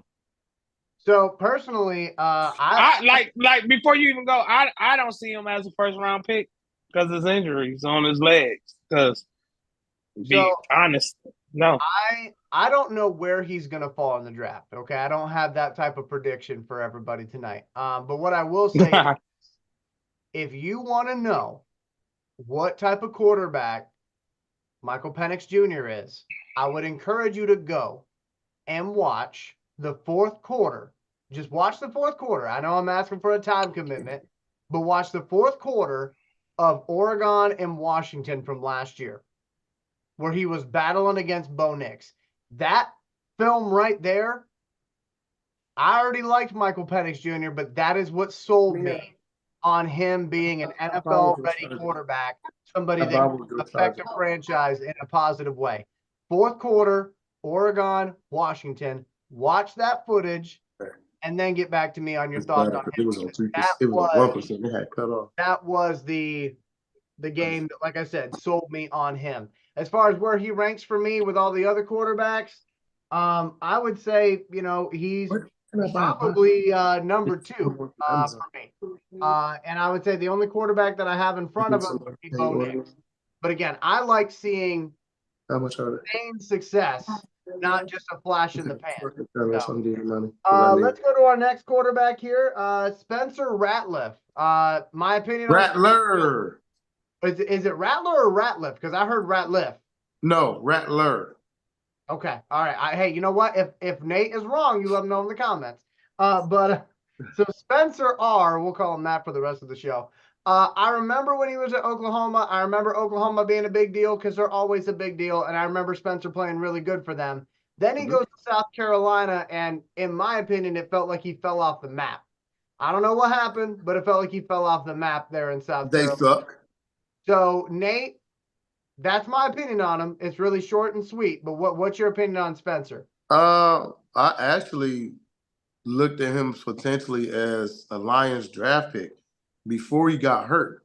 So when he got hurt, that's where Caleb Williams' story comes in. So I actually like Spencer. I liked his mobility. I liked his intermediate passing game. The way he orchestrates himself in the pocket. He's very good at post snap reads. So Spencer Rattler had a lot of tools, before that injury. Like I say, and he kept Oklahoma on the map. Then of course he got hurt. Then Caleb Williams came, so he knew he wasn't getting that job back. Caleb Williams came in. Now, I think had he known Caleb Williams was going to leave, he probably would have stayed because South Carolina was shit. He had one guy, which was Leggett, and yeah, so he's got a lot of tools, but he also has a lot of shit against him. Small hands is almost doomed, as you know, for a quarterback. So if you can't, if your hands aren't almost 10 inches across or 9.75, they look at that as a red flag. Because if you getting hit blindside, you're not going to be able to hold on to this ball. Yep. Right. So he has a lot of things going against him, but talent wise, I like Spencer. Bobby. I don't know much about him, but he from what's the coach name that the Washington got as the OC? I forgot his name. That was the Arizona coach. Kingsbury, right? Oh, yeah. Yeah, so those quarterbacks, they got a feather in their cap because for some reason they hype up all them dudes. So ain't much I can say. To me they all short. None of them got cannon arms. So, but I don't know. I don't know much about him. So I don't really want to talk about him like that because I heard more about him than I seen on the field. So I don't really. True. That's definitely understandable. So let's go to our next quarterback here. We have got 4 more to cover tonight, fellas. So Michael Pratt out of Tulane. Don't know how much y'all been watching Tulane football lately, but he is somebody who has helped. He wasn't the only reason, but he is somebody who has helped Tulane gain more of a profile over these past couple of years. I'm going to give y'all 2 games to watch of his for our audience at home. Okay, if you're still watching the show to this point, we appreciate you. Like, comment, and subscribe. But remember, when we're talking about Michael Pratt, don't just say no because he was at Tulane. All right. Look at a couple of games that he played at Tulane. Number one being he actually took Oklahoma the distance back in 2021. They lost that game 40-35, but Michael Pratt in that game was 27 out of 44, 296 with 3 touchdowns. He also had a touchdown on the ground. That's a big part of his thing is the fact that he can throw the ball, and he's also really good at running the ball as well. And then another game that he played that was very good for him, he won this game. It was actually against USC. And I believe the quarterback on the other sideline, was Caleb Williams. Yes, it was. And Michael Pratt and Tulane ended up beating Caleb Williams and USC 46-45. So again, Michael Pratt, I think he's a pretty good quarterback. I don't think he's going to get drafted in the first round. I don't think that's going to happen. I think the last time Tulane had a quarterback drafted in the first round, it may have been J.P. Losman. So probably not going to happen like that for Tulane. Right, the old Buffalo Bills quarterback. But I do think whoever gets Michael Pratt, I mean, that could be a pretty decent pickup for them. And I wouldn't rule that out for the Lions either. Michael Pratt, by the way, 6'2", 216 pounds. Nate, what do you got from Michael Pratt? Um, I think he's more so of a scout team quarterback right now. You can use him to mimic a lot of different guys. I just don't know if I would trust him against elite competition. Like, yeah, he had a couple of very, very big games against good competition, but then he had some piss poor games against subpar competition.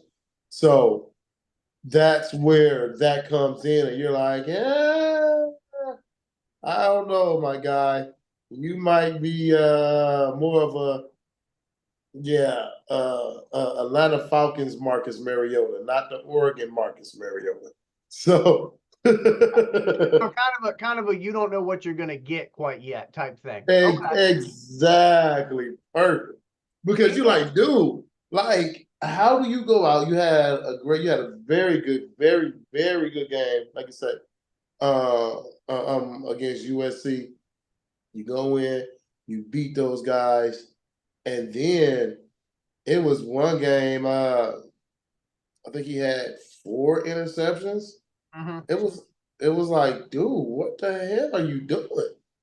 Right. That game, he ended up with 6 turnovers. I remember he had 4 interceptions and 2 fumbles that game. Right. So it's like scout team defense, scout team offense. That's what will keep you. And he's somebody, not to sound disrespectful, but he is somebody that may want to take a look at the UFL. Yeah, absolutely. Doesn't get that opportunity. The Arena Football League, CFL, whatever. But that would give him a chance to kind of show, hey, I can do this on a consistent level and be the face of a franchise in a way, So that's kind of why I was saying that with like the UFL. But practice squad guy for sure. But we'll see. Bobby, any thoughts on Michael Pratt from Tulane? He's speechless. He loves the talent. It's his favorite quarterback in the draft. Here we go. Bobby, any thoughts on Michael Pratt, Tulane? Nope, I can't wait till he work at Walmart with me. Oh, you're killing me. All right, so we got 3 more. We're going to go rapid fire here. Joe Milton out of Tennessee. Now, here's my opinion on Joe Milton. I think he's got all the tools in the tool shed. The problem is that it has not ever all come together for him. It didn't come together for him at Michigan. At Tennessee, he was set up to be the guy because Hendon Hooker was going out. Okay, now you're going to take us on to brand new heights at Tennessee. And that didn't really happen. So my issue is that, like I said, he's got all the tools in the tool shed. He's got the, God-gifted, height and weight. I mean, 6'5", 235. He's what you would want in a quarterback. He can move. He's got a bazooka for an arm, but he's a project, in my opinion. He's a project quarterback, and I do not mean that to be disrespectful, but if the right team gets him and lets him sit for a year, he might be something, in my opinion. But I know one big thing that the scouts don't like is they don't like that Tennessee offense because, and this might be a little too technical for some folks, but I know Bobby and Nate will get it. When they're running 4 wide receivers, which Tennessee likes to do a lot, okay, 2 of those receivers are given a route to run. The other 2 are not given a route to run. So as a quarterback, you're not even a dummy route, which is terrible. Right. You're not even looking at that side of the field. You're only looking at the 2 guys. And that's a thing they tried to say about Hendon Hooker was he can't read defenses. And my defense was he has not been asked to.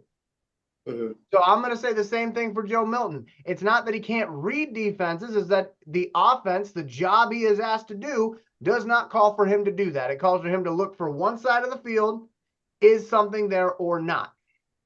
But again, for Joe Milton, he's got all the tools. He's got the height and the weight. He's got a bazooka for an arm, but he didn't lead Tennessee to a national championship, and that's being held against him. And he lost the job at Michigan to J.J. McCarthy. So, Nate, I'm going to go to you. Joe Milton, what do you think?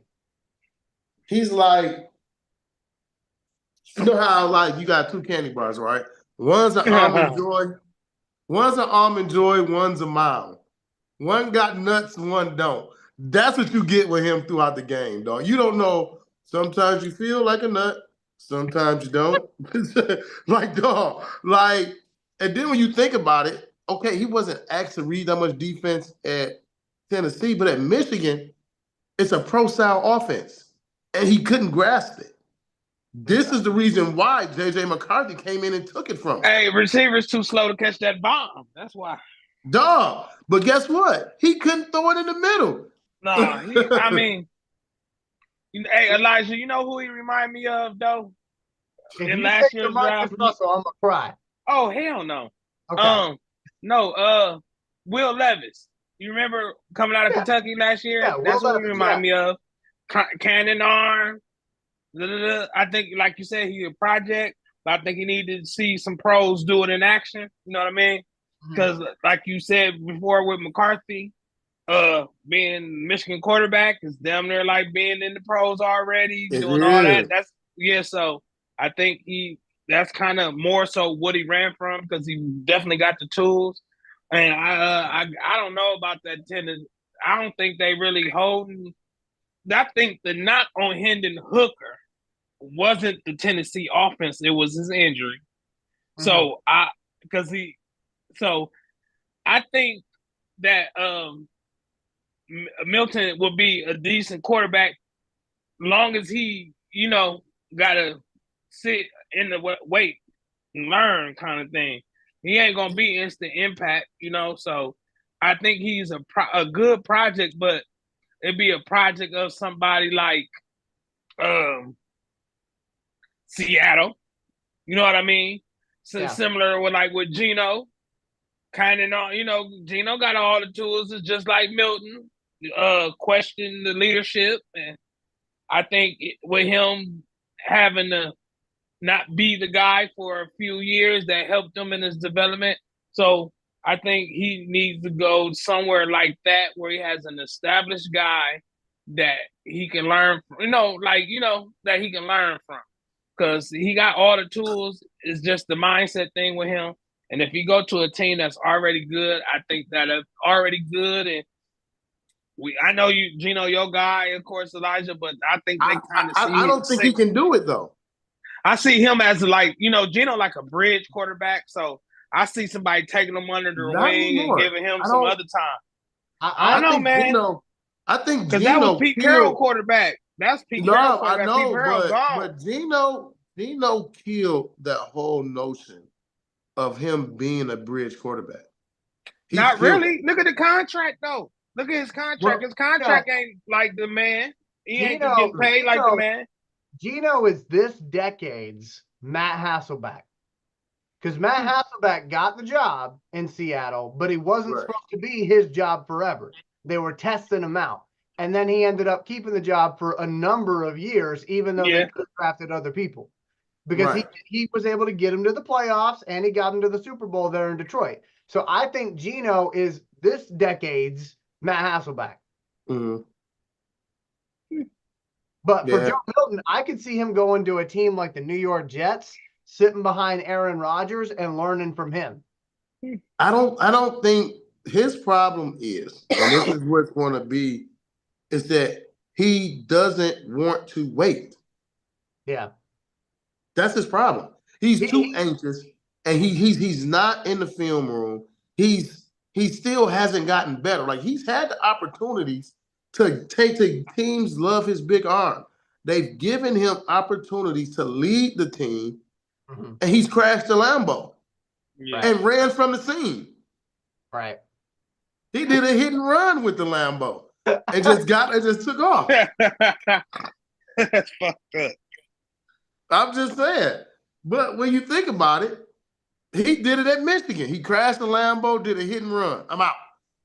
And at Tennessee, it looks so damn promising, because when Hendon went down, Joe Mhm. Milton came in, and that offense didn't miss a beat.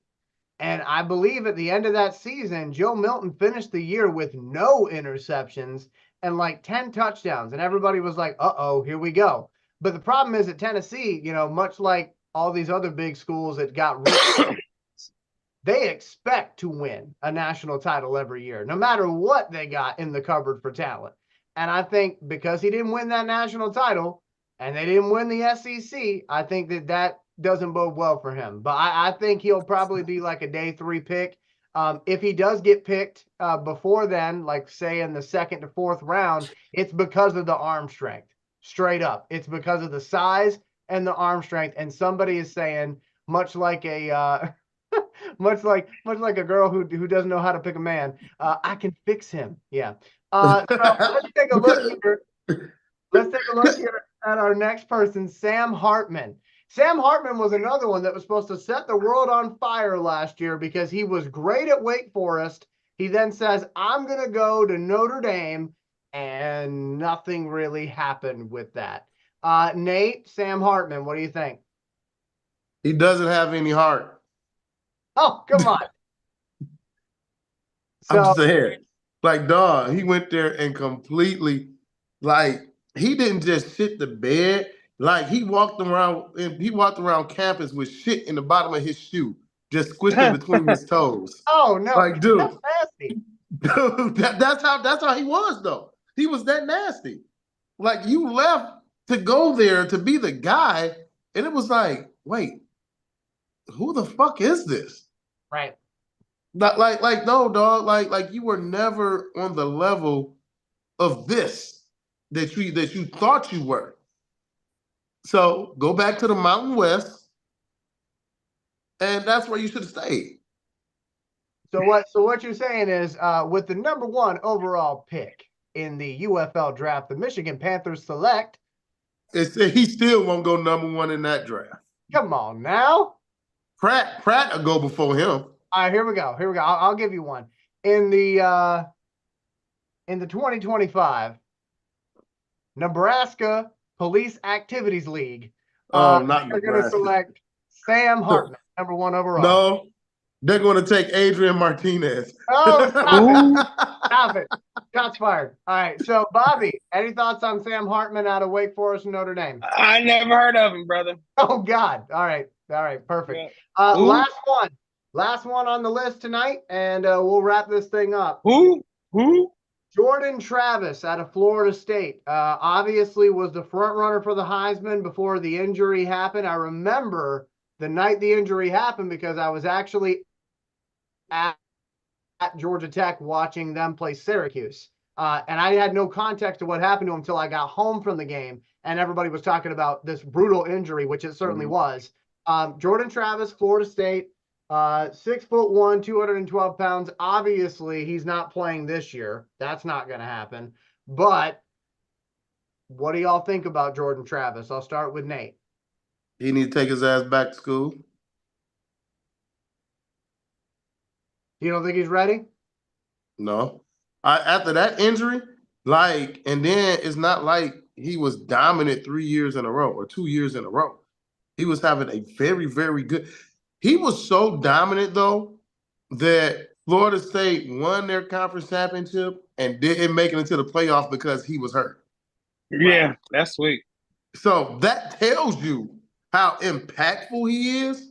But after that injury, though, like, I get medicine and where it's come from and where it is now. Like, dude, no, you need to go back, get as much rehab as you can, because, again, it's going to be your body of work. And his body of work is truly only for 1 year. Let me throw a player. Oh, sorry. Go ahead, Nate. Go ahead. I said, so to me, that's against him big time. So let me throw a player at you guys that I don't think a lot of people remember, but I know Nate and Bobby will remember this guy. Marcus Lattimore, South Carolina. Y'all remember him? Running back? It's me. He actually, didn't he sign with the Patriots? He signed. So Marcus Lattimore, he played a couple years of college ball. He got Right. injured. He Yeah. tore. He No, tore no, both I thought he ACLs. signed somewhere last year though. No, he tore both ACLs. He got into the NFL as a 49er and then Right. ended up joining South Carolina staff.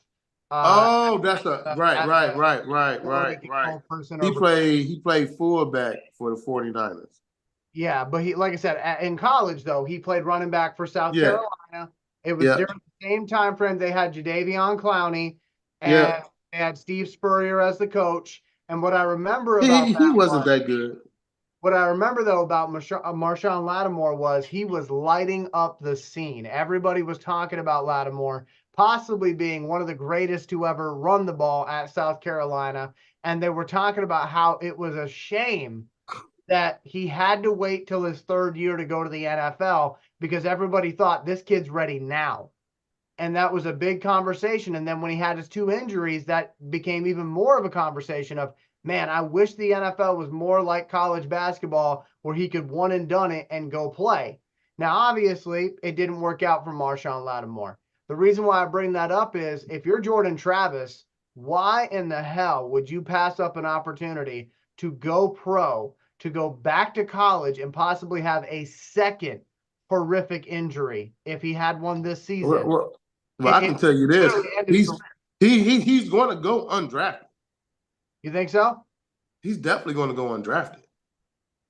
That's why he go back to school. He's I going don't to know. go undrafted. He's I not going to think get drafted. I think he gets drafted in the 7th round. I think either in the 6th or 7th round, somebody is going to take a But you chance. know what? To think about that, the 7th round to me is basically undrafted because those are the first guys that are cutting camp. Those are just the guys that they just grab whoever. Okay, well, look, let me see. All right, we've got 4 quarterbacks on the roster, but they say we need 5. Fuck, any, meeny, miny, mo. See, but Now, don't say that to Brock Purdy. I'm going to say, right, that's what I'm going to say. I'm going to say now, in Brock Purdy's case, it worked out Right. because Tom he was Mr. Tom Brady, Irrelevant. yeah. He was Mr. Irrelevant. But, Tom Brady's case was different. We know what the fuck that was. Right. He was just the most unathletic quarterback you ever fucking seen. But nobody thought about that damn big ass brain he got and him being a Michigan guy and processing information. Yeah. And being the ultimate competitor that he is. So, but for him being the most athletic, the most unathletic guy, he might have the biggest cojones of any guy you ever meet. Right. Because he's gonna bet on himself. As you said earlier, nuts or no nuts, he's got nuts. Yeah, either way it go. Yeah, but as far as Travis, nah, I don't think he gets again because it's only for 1 year. Yeah. I mean, I can respect where you're coming from on that for sure. I just think that somebody out there is gonna cling to what you said earlier, which was he was dominant and he was the reason why his team didn't go to the college football playoff because he wasn't going to be playing, which I think is a crime because Florida State, they should have been let in and let's see what happens. But obviously they got their ass smacked against Georgia too. So right, it's not like in Hendon's case. Yeah. Where Hendon's tape before Tennessee was out there, even when he was at Virginia Tech, he already had tape out there. So they knew where his floor was already. Right. So then when he got to Tennessee, okay, now we're seeing the floor being raised. He's growing. Okay. Now he gets hurt. So it's like, okay, it doesn't matter. Right now, guess what? He's 25.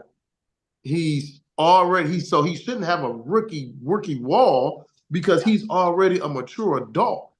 The reason why you have rookie walls is because guys are becoming men. He's already a grown-ass man. So processing information is what he does, automatically. Now with Travis, again, 1 year tape, 1 year of good tape, and then an injury. They'll be like, dog, we need to see more. We need to see more. I definitely get that. So hell, in that case, Adrian Martinez would have been drafted in the 3rd round. Like I said, I got Jordan Travis either in the 6th or 7th round. That's what I got for everybody. I have him going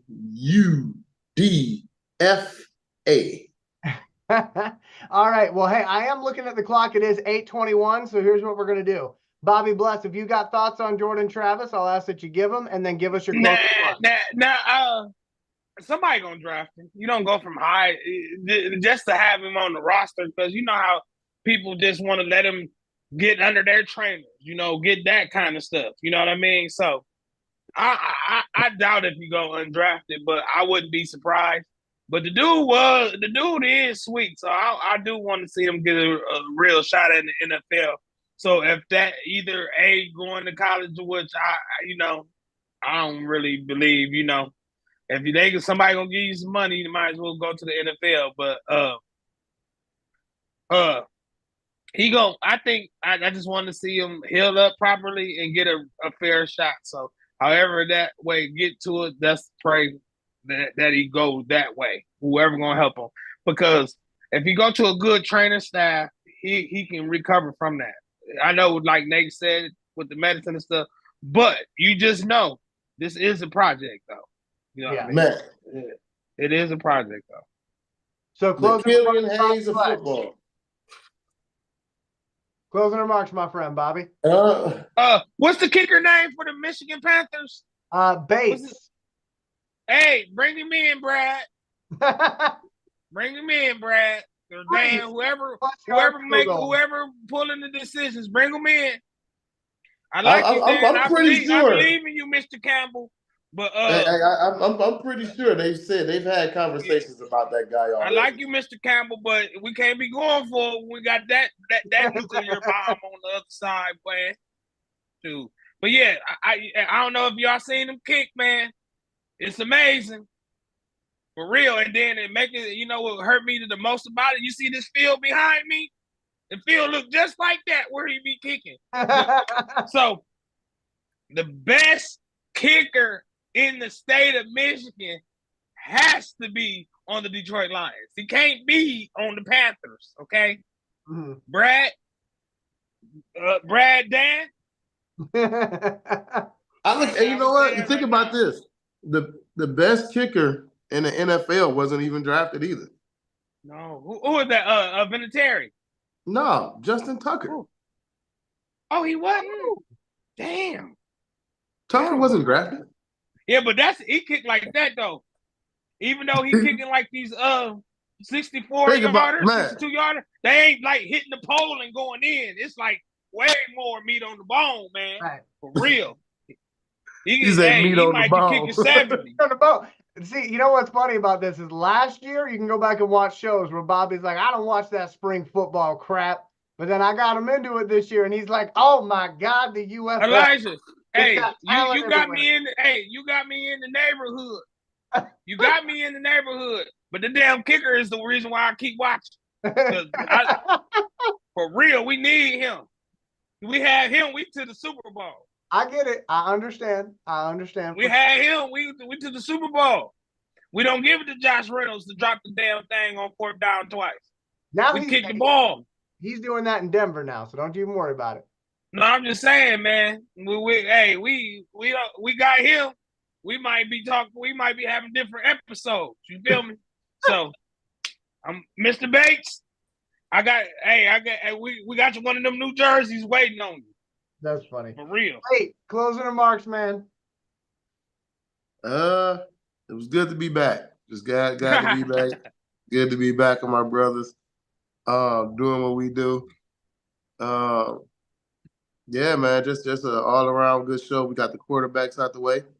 We're gonna get back into the other positions and then waiting for the season to come. We're gonna get back to our giveaways, and so we're gonna do. We had to take a year off. We all had so much tragedy and turmoil going on around us.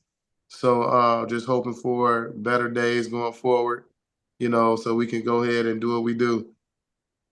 And let's roll. And I'm about to try this new herbal therapy I came across. So it's gonna be interesting tonight. So oh man.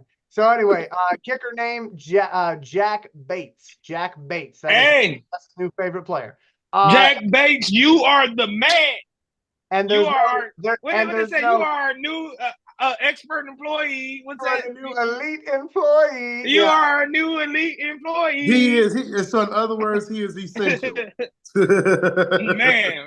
He is, in the words of Bobby Bless, he is the man, and there's no jack debates about it. That's right. Oh Hey. Lord. So, here we go. I do just want to say a huge thank you to Bobby Black and obviously Nate Rucker for coming on the program tonight. Also want to give a shout out to Reggie Funches, who isn't with us tonight, but I know he is with us in spirit, and I know he's excited about the upcoming Lions season as well.